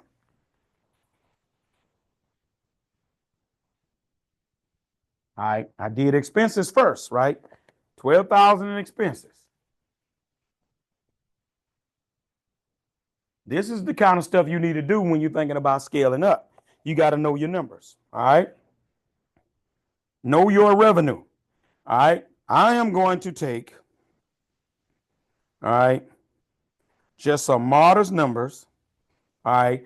And y'all know in South Louisiana, we are the lowest paid. All right. Definitely less than what you guys make, right? Most of you guys are making 9,500, that kind of thing. All right. But we're only doing that. All right. So I'm um we're gonna go modestly triaxle. It's gonna be a triaxle. We just gonna say 90. We're gonna say the 90 number. All right, 90. Some of y'all make 100, some of y'all make more. I'm trying to catch it in the middle. Um, I'm gonna go 90, 95. I'm gonna go 95 an hour because we that's a little higher than us, but a little lower than a lot of you guys. All right, Derek, I'm gonna need your calculator to help me with these numbers. All right, 95 times 10 hours. Derek, what's that? I got that. That's 950. All right, 950 a day. All right, 950 a day times 5. Derek, what is that? Yeah, 950 times 5. What is that? 1938. What is it? 40, 4750, something like that. 950 times 5. What is that? That's 4750 a week. All right. So you're making 4750 a week. All right. Y'all with me? Let me know you're tracking if you're with me. 4750, right? All right. 4750. Let me put it over here. 4750 times 20 days a month. All right, here's a nugget. Here's a nugget. If you're ready for this nugget, let me give you a nugget. If you're ready for this nugget, give me a nugget. I'm sorry. If you're ready for this nugget, say you're ready, right? I want to make sure you're tracking with me. If you're ready for this nugget, say you're ready. All right, I want to make sure y'all ready for this. Here's a nugget. All right, y'all ready? All ready? All right, put ready. All right. So what I like to do is to always base the money on the lower end, right? So you notice I put 20 days a week. In most instances, we make more than 20 days a week, all right, in a month's time. But I always like to go with a lower end estimation as an average to base things on. I think it's always been my philosophy that if you base it on the lower end, you'll always come out all right. And when things do take a turn for slower, you ain't tripping because you base it on the lower end anyway. That's a nugget right there, right? A lot of people base stuff on the higher end. No, base it on the lower end. 4750 times 20 days. Derek, what is that? 20 days a month at $4,750. What is that?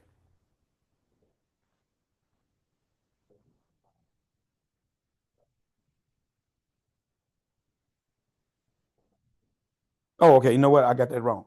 4750 times 404 times 4. 4750 a week times 4 weeks. What is that? 19,000. All right. $19,000. All right. Minus the 12.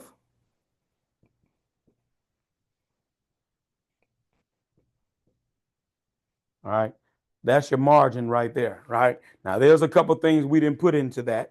All right. That's your margin, $7,000. There are a couple things we didn't put in with this, right? Like workman's comp, right? You could probably add your workman's comp a few $100s. That's barring any other kind of breakdowns. And like I say, and you can just adjust it later, ladies and gentlemen. Hold on, let me make sure you see it. You can just adjust it, ladies and gentlemen, based upon what your rate is, right? And so I base it on a 95 rate at 10 hours.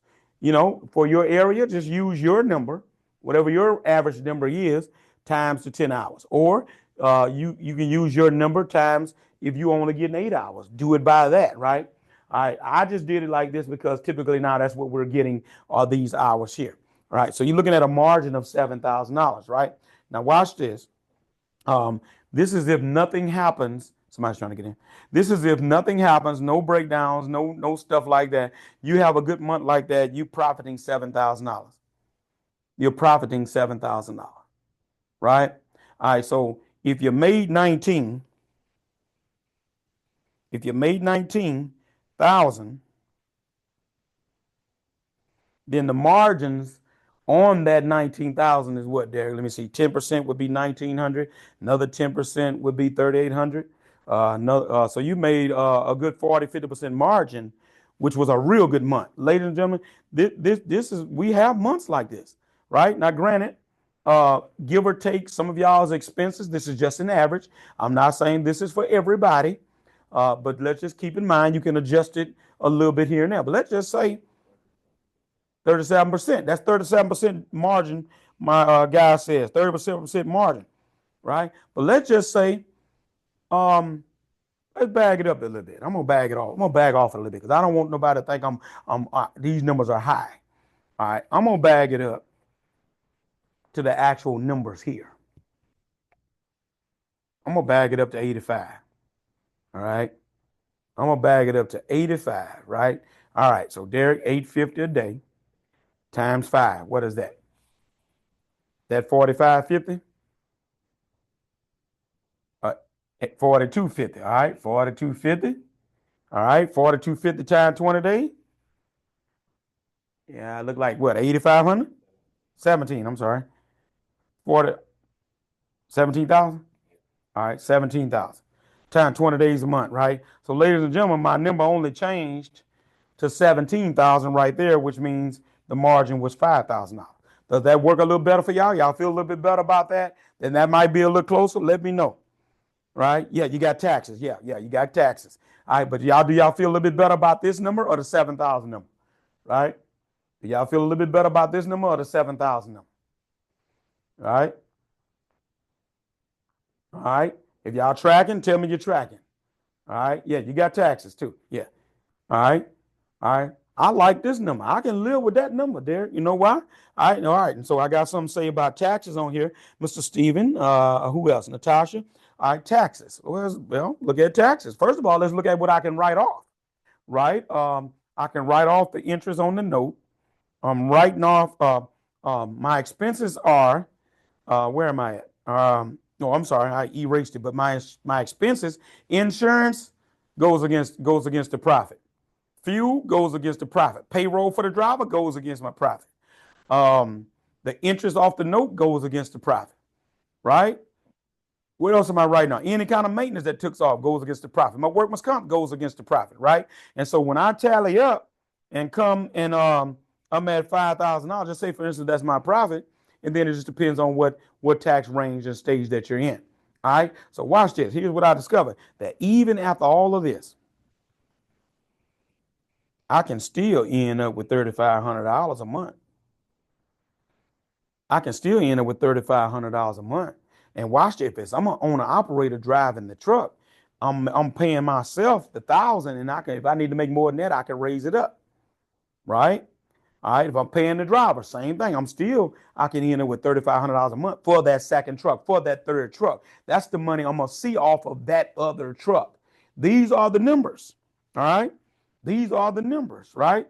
All right. And so when we're thinking about scaling up, going to the next level, you already know, okay, what's the number that I need to make in order to be profitable, right? Here, if I'm getting 85 at 10 hours, 850 a day, and I'm making 20 days a month, everything go right, nothing crazy happen, I know one thing, I can come out with about $5,000 a month. If that makes sense, put make sense in the chat.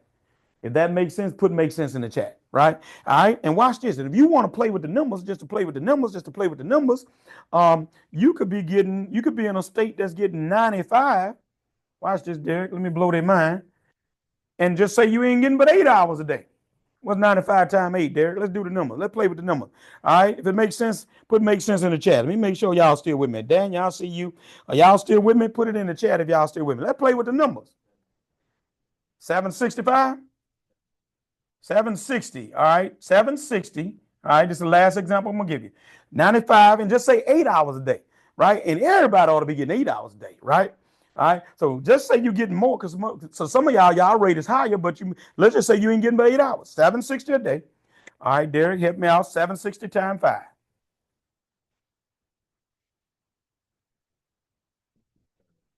3,800. All right. 3,800 times 4, Derek. 15,200. 15,200. So now I bring that number down to 15,200. Uh-oh. Look like I still came out with a margin. 15.2. I'm sorry. So that means what that is. That 2,800? Is that 12,000 minus 15? Is that it's 32? Huh? 15.2? 15.2. That should be an 8. Is that right? Or I got it? No, you're right. You're right. I'm sorry. 3,200. You're right. 3,200. That's still 3,200. Guys, are y'all tracking? Tell me you're tracking if you're tracking. All right. That's still $3,200. All right. All right. So what? So here goes your margin. This is how you play with your margin. Only other thing out of this is what your taxes, and I think what few $100 for your workman's comp. And if you you own an operator. Let me come over here. And if you own an operator, you exempt from the workman's comp anyway. So you ain't paying workman's comp, right? All right. So these are the numbers, folks. So when you got to work, right? I'm recapping now. When you got to work, this is what you're looking at. Am I turning down work? Do I have the driver? And then let's put the numbers on paper and look at it. What are my margins? If I want to go get this truck and doing this, Samuel, watch this. That lets me know where I want my note at based upon the money that's being made and the money that's being paid. What I'm going to get this insurance for. You can chart all of this before you even buy the truck. Dealership. What year model truck I can get to keep my note around 3,000? Insurance lady. How much would it be to get insurance on a 2018 blah blah blah $1 million coverage? Give me an estimate of what that'll cost. You're putting your numbers together so you can estimate your margins, and the margins tell a story, right? And watch this. Here's the last nugget I'm gonna give you before we transition. Ladies and gentlemen, when you get into the game, I see most of y'all, I asked you guys, what was your dream on the first night? What is your goal? How many trucks you want? What were you trying to do? Most of you shared with me about multiple trucks. I saw it all up and down the chat. Multiple trucks was most of y'all's dream. Ladies and gentlemen, let me give you a little bug in your ear. Let me enlighten you, right, on something. When you get past 5 trucks, it's all about volume at that point. Tom, boy, you want to make sure that you're making money each truck. But when you get past 5, what you're going to discover is you're making it in volume then. You're making it in volume then. I've had instances when something happens with 1 or 2 trucks weren't even working, but because of the volume, after you get over a certain amount of trucks, and 5 seems to be the number, they make up the difference for the ones that wasn't even working. Tom, boy, right? Right? When you get over 5, it's about you're playing the volume game now instead of the individual game. Because watch this. If each truck does that, Derek, what's 3,500 times 5? 17.5? 17.5. So if you got 5 trucks, just hypothetically, clearing that 3,500 a month times 5, that's 17.5. You're playing the volume game now. It's no longer about the individual so much as the big picture. All right? All right. Guys, that is it. I'm transitioning. I believe that's all I got for yeah. Okay, so here's a rule of thumb. I'm sorry. If your current trucks are consistently booked 80 to 90% of the time and you're turning down work or have waiting customers, it's a strong sign that it's time to add another truck. All right? Are y'all tracking? And put fire in the chat if y'all tracking with me tonight. If that presentation was on fire, put fire in the chat for the country CEO on tonight, right? All right. Key indicators, you're ready. You're fully booked 4 to 5 days a week, every week. You're turning down jobs regularly. You have a steady pipeline of contracts, not just one big job. I'm going to say that one again. You have a steady pipeline of work, Samuel, not just one big job. The profit from your current trucks could cover a new truck's cost. Talk country CEO. The profit, the margins from your current truck or trucks could cover a new truck's cost. Are you making enough money with the trucks you got now to cover the cost of the new truck? You ain't counting that it's going to make money, but just the cost of them working, can they cover the cost of a new truck? Oh, my goodness. You can finance the new truck without straining your cash flow. You can finance the new truck without straining the cash flow. That's some indicators. Ladies and gentlemen, when you found the work, this is how you evaluate the work and utilize the work to scale and grow your dump truck business. All right. All right, guys, that is our presentation. And look, we're going to transition now. We have an excellent opportunity for you guys with our guys that may want to work with the country CEO. We took time to sit down today, and we decided that we're going to give opportunity for some of you guys to have the express opportunity to work with me in our coaching program. We shared with you two guys that were able to come on this week and talk about their experience and what we're being able to do for them and see the success of their businesses. Ladies and gentlemen, we all need coaches, right? I have a coach myself in business, even after 25 years, that helps me to stay on the track of success in my business where I am, right? All right, so what we're going to do on Facebook, there's a link in the chat. We want you to come on over to the Zoom session. Guys on Zoom, you just hang there. You guys just hang there. We're going to allow the Facebook folks to come in and log in onto the Zoom session, guys, right? All right, Facebook, there's going to be a link for you. We want you to come over and log into the Zoom session right now. God bless you. We'll be waiting on you. All right, we'll let them come on over and join us. We'll slide that over.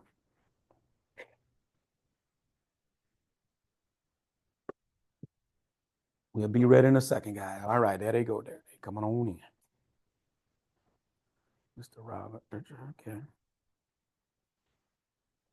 We'll give them about a minute or so to come on in. Mr. Jones, you hear me? Yes, sir. We got you. Well, we just got you muted for now. It's me, Daniel. Yes, sir. We got you. We just got you muted for now. Okay.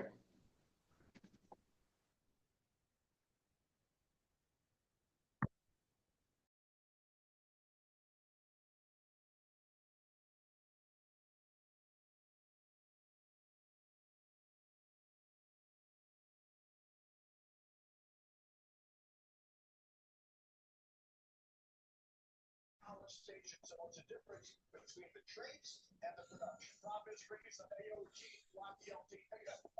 AOG is another occupation guy, right? Guys will not be playing professional football. Neutral line to handle Jamar scored 1.5 sacks the last 3 years and 4.5 for his career. The last 7 games of the year.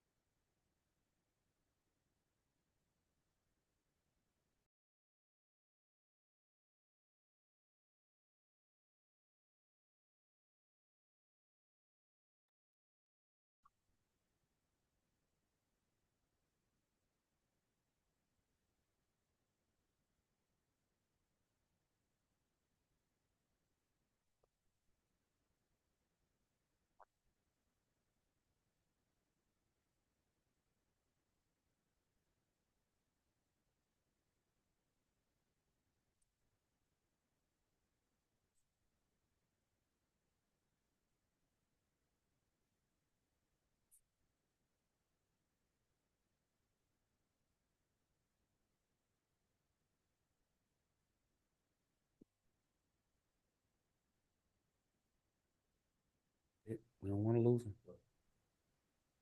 I don't see nothing. All right, guys, welcome to our presentation. Many of you, some of you expressed the idea of working with the country CEO.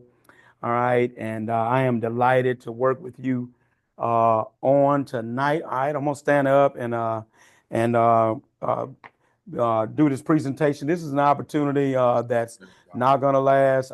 We started on last month with our dump truck boot camp, and we were able to take in some folks that I spend time with and coaching, and their businesses are doing well. And we want to offer that opportunity for you guys to be able to take part in this dump truck opportunity. All right, it's all about investing in yourself. And Country CEO, my goal, my passion is to help 1,000 dump truck businesses be able to succeed and have work of their own. I call it digging your own well, so you don't have to depend on somebody else to give you water, right? All right, and so we want to offer you guys this opportunity on tonight. First slide there. All right, so solving the biggest problem in the dump truck business. That's what the challenge is all about, right? Solving the biggest problem in the dump truck business is, where am I going to work this truck?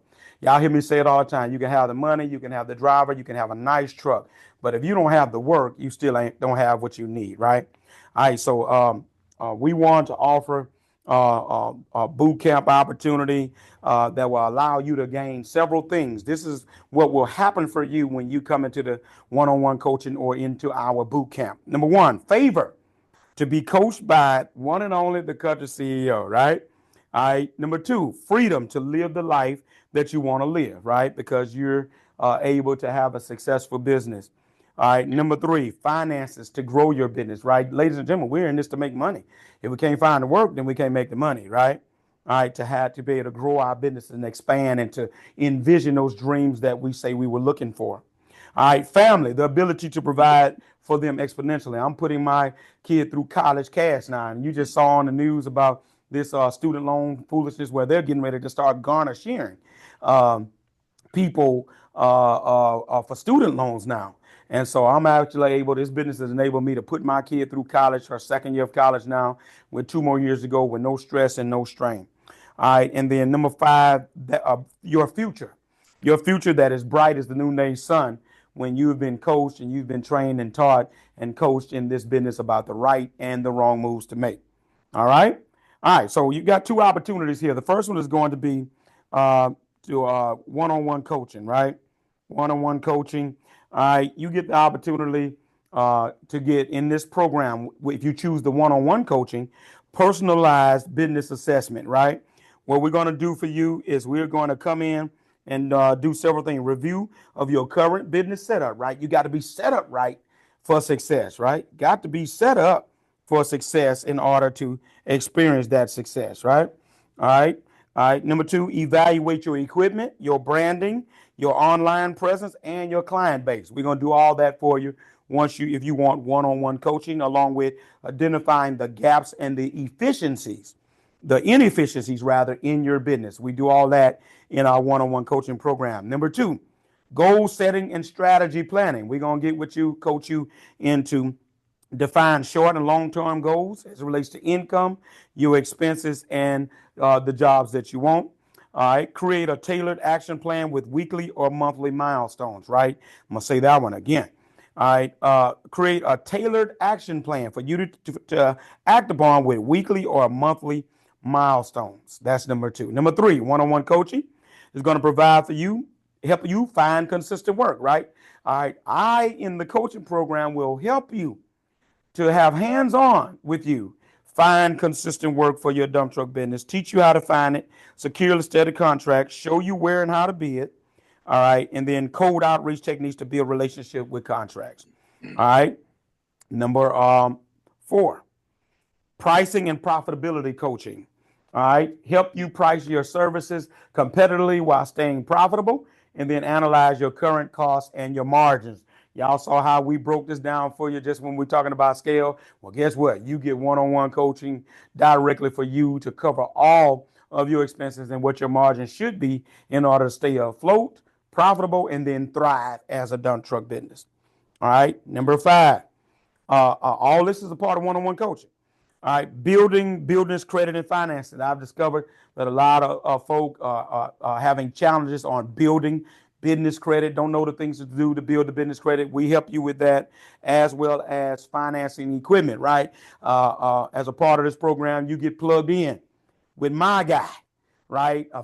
My finance guy, the very guy who finances all my trucks for me. I'm going to plug you with him. He will tailor a plan when he look at your situation that if you're not where you need to be to get that truck financed, he going to give you a roadmap to get you where you need to be. All right. That's a part of the one-on-one coaching. All right. And then recommend lenders or leasing. That's a part of it. And then number 6, legal, insurance, and compliance guidance. We're going to guide you through proper registration for your business, what licenses you need, insurance. Make sure you're good on all that. Guess what? One of the bonuses you're going to get as a part of this program is my insurance plug. I gave it out tonight, actually, but you'll get out my insurance plug. Everybody's complaining about this insurance. We were able to find someone that's actually doing insurance at a reasonable cost for dump truckers. All right.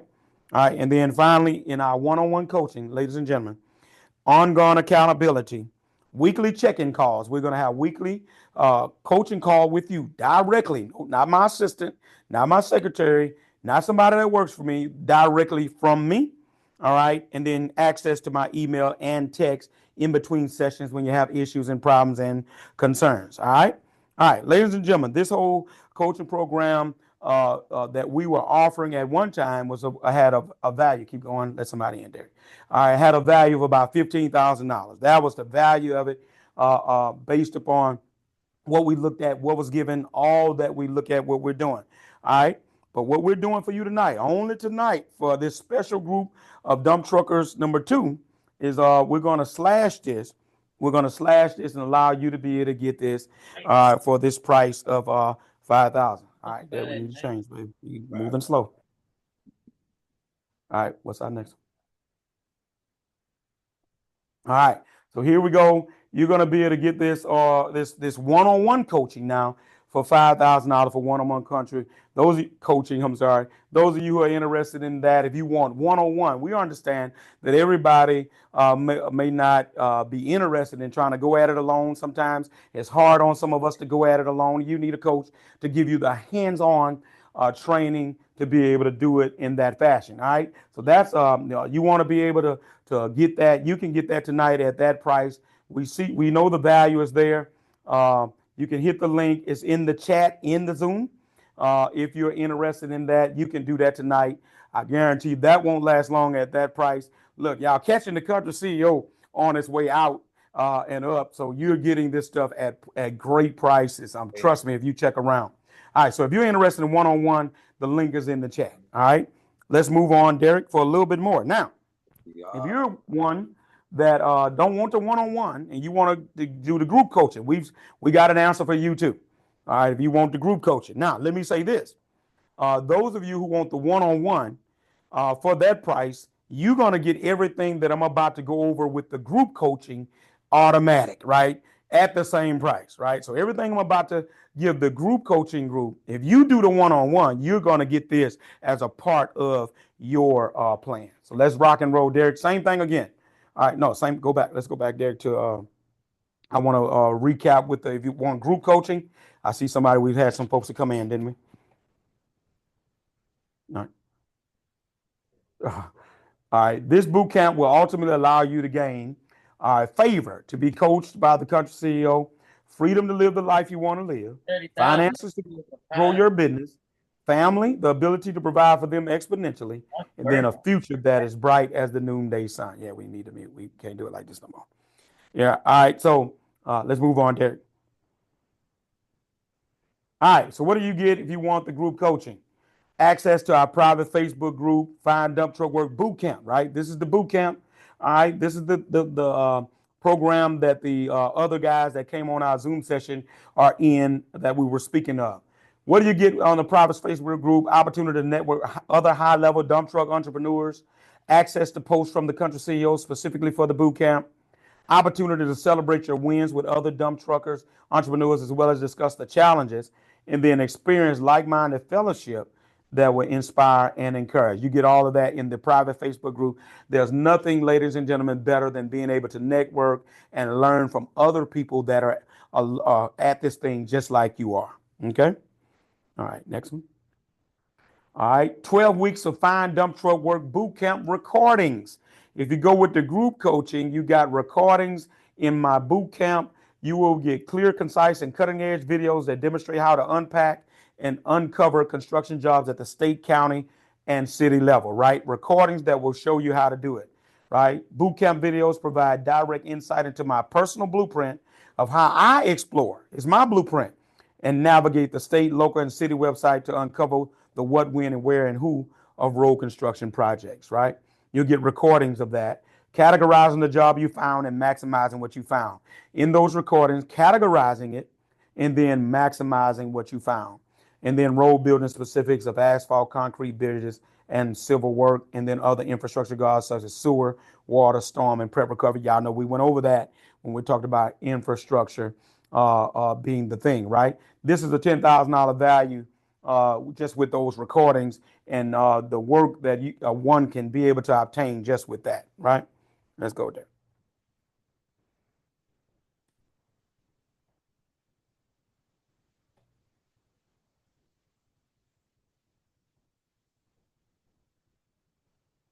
All right. All right. Yeah. 4 sessions on how to scale up your dump truck business. 4 sessions on how to scale up your business. We just gave you just a taste of the of one of these sessions tonight, right? If you like that game that we gave you tonight, this is in your dump truck boot camp recordings. Learn my 20-year blueprint on how I scaled up my business for the second time. Right? The second time. I haven't went this far. I went to like 4 or 5 trucks. I've never went to 10 trucks, right? So you'll get my blueprint and things that I learned from the first time and this time. Learn key financial indicators of your ability to scale up. In other words, are you making enough money? All right. Key driver related information that will indicate the ability to scale, the kind of drivers you need to get. That's going to put you in a position to have longevity. Learn key truck related information that will be vital to your desire to scale. All right, that's a $7,500 value. Just those 4 videos I could turn into a course would be worth $7,500 because many times people have the work but don't know how to utilize the work in order to grow their businesses and when they should just keep buying trucks because of the business and work that they have. All right. Next slide there. 2-session course on how to be a dump truck. Whoa. Now this is the mother load right here, y'all. Learn my blueprint on how I bid on state, local, and city jobs. Right now, I have 4 DBE jobs. Just won one here, 2 weeks ago. Got a huge mother load of one coming up for bid this Monday.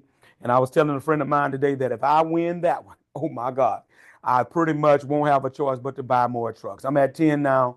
I will have to scale up because that job is so big of a job that it's going to be on and popping, right? I'll show you how I go about putting in a good bid for these kinds of jobs, my formula, and then learn how to leverage your certifications to get jobs for your business, like the DBE, like the SEDBE, other certifications that you can get just to be a part of certain organizations. Watch this, that position you to be able to get some of these other jobs and listening in and have a listening ear just to get on some of these jobs. I'm letting that go for $4,000. Just two videos can change your business, right?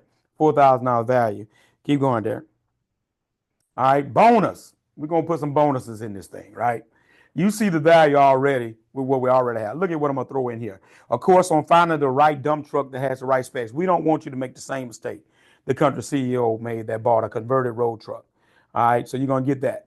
The other bonus is how to create a source of income from your dump truck business that will create generational wealth. Ladies and gentlemen, folks been doing it for years. We just didn't know about it. Whereby, instead of falling in love with a truck, I'm gonna get a truck, and when I get it paid for, I ain't got to worry about no note. What about a way that I can tell you you can create generational wealth by keeping the truck 3, maybe 4 years, sell the truck, make you a smooth 60 to 80 grand off the truck, take the 60 to 80 grand, buy real estate or invest in the stock market and build generational wealth, turn around, go get another new truck and keep on working and keep on going. And that becomes a regular formula for making money other than your dump truck making money. Ladies and gentlemen, it'll blow your mind. That's the game that's being played out here that they won't tell you about. That's the secret to building personal wealth from your dump truck business that no one talks about. $2,500 value. That'll change your life right there, ladies and gentlemen. All right, come on, Derek. All right, of course, 12 weeks of coaching calls on Zoom to answer your previously submitted questions. So in our boot camp, you submit questions on the Sunday before, and then we'll meet up on Thursday to answer any and all of your questions. Network with other dump truckers, learn from and contribute to a community of dump truck entrepreneurs, access to the replays of the Find Dump Truck Work Challenge. When you're in the boot camp, the next challenge that I have, you automatically get free interest into that challenge. We had a lot of folks that were on the first challenge that got an opportunity to come and listen in. Some of them are on here now, but also they were on Facebook as well, right? All right, and these coaching calls directly by me, where you can ask me questions. You got access to me, $6,000 value, can't beat it. Being able to ask the coach, your coach, questions about the business or little hangups that you may have. All right, ladies and gentlemen, this whole boot camp scenario, when you look at all of the value total, next slide, Derek, is a total of what, Derek? $30,000. If you could go and put a monetary value on this. Ladies and gentlemen, country CEO, how you come up with that number? Well, what we determine is that the way that this can generate the kind of wealth for someone, this is almost like a 4-year degree, almost like a 4-year degree, and a 4-year degree costs more than that. Right, but we determine it's just pretty much like a 4-year degree. You got folks that get a 4-year degree ain't making $30,000 a year, unfortunately. All right, but I got 2 more bonuses for you. I spoke about them earlier. In the boot camp, you're gonna get 2 more bonuses. Country CEO, what are you doing? A financial consultation with my very own finance agent, just like in the one-on-one coaching. But he's gonna tailor make a plan for you. All right, if you're not in the business, but even if you're in the business, to help you chart a course for scaling up. This man changed my life, ladies and gentlemen. Having come off of the divorce of a divorce back in 2008, had to almost start over, went from A credit to C credit, and had to build my credit back up. This man got me a truck. Was able to get me in a truck, high interest rate, kept it for a year, refinanced it for a cheaper rate, got me back on the game that like I needed to be, and eventually I got to where I need to be based upon his plan. And now you're looking at someone that's got basically $2.5 million worth of dump trucks equipment sitting at my yard right now, right? But that all was a plan by that finance guy that you're gonna have access to. He did that, ladies and gentlemen.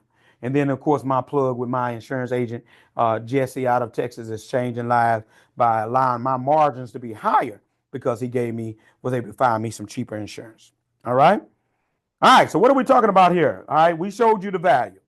All right, 30,000. We're gonna give you 90% off for the boot camp, ladies and gentlemen. You can't beat this.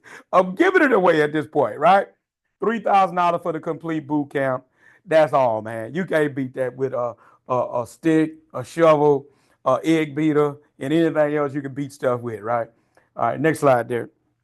All right, and the way that you can do that also as well is for the complete boot camp, you need to set up a payment plan. That's no problem.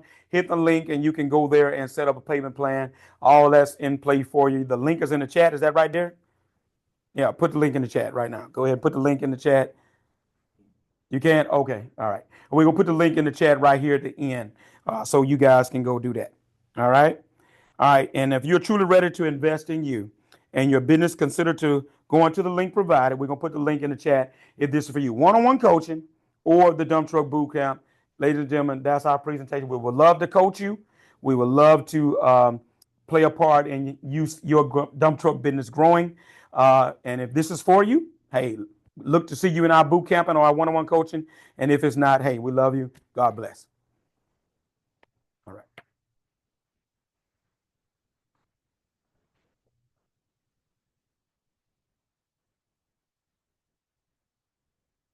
All right. The link is going to be in the chat, ladies and gentlemen. The link is going to be in the Zoom chat.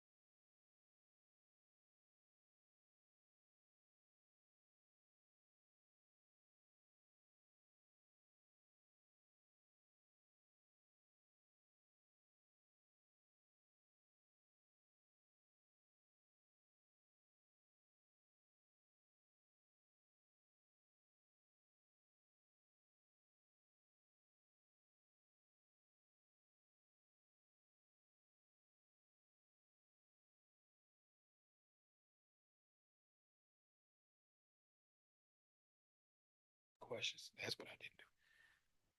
Put my audio on. Ladies and gentlemen, did anybody have any questions on anything? Did anybody have any questions on anything? Daniel, Glenn, Samuel, I see you guys are still on. Did you have any questions on anything?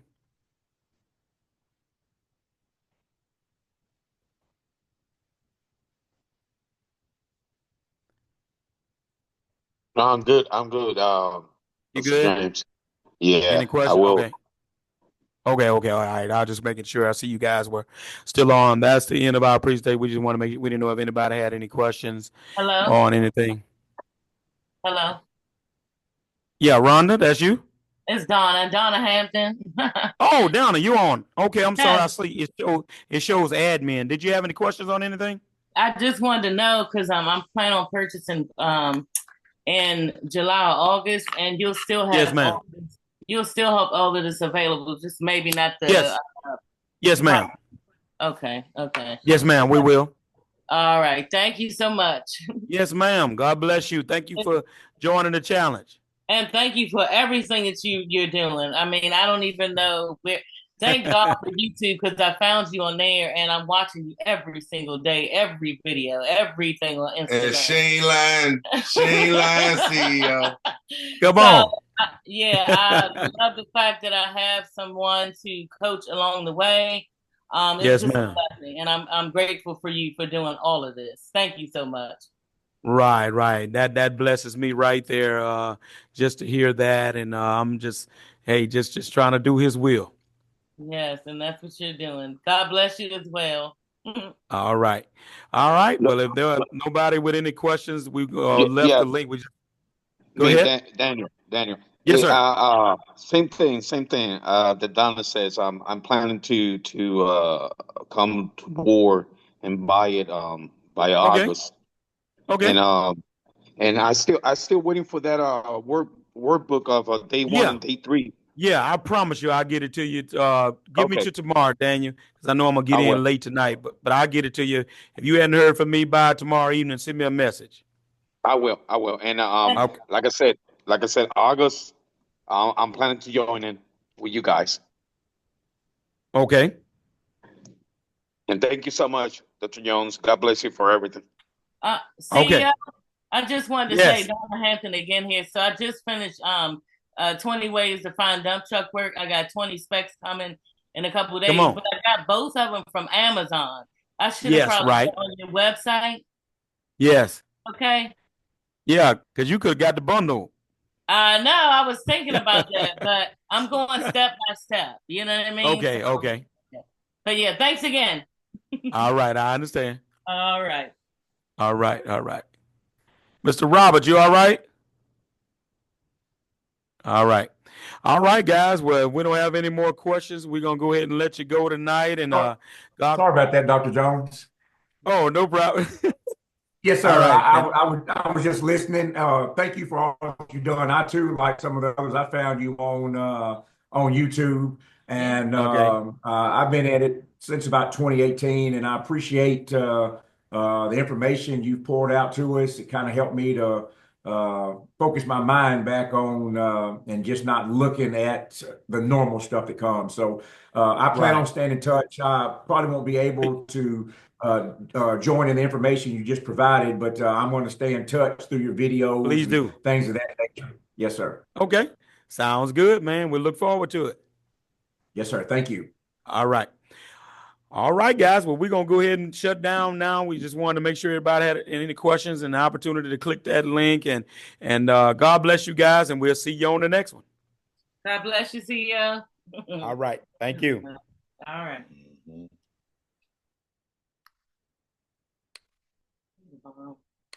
Damn, 'cause what was like that?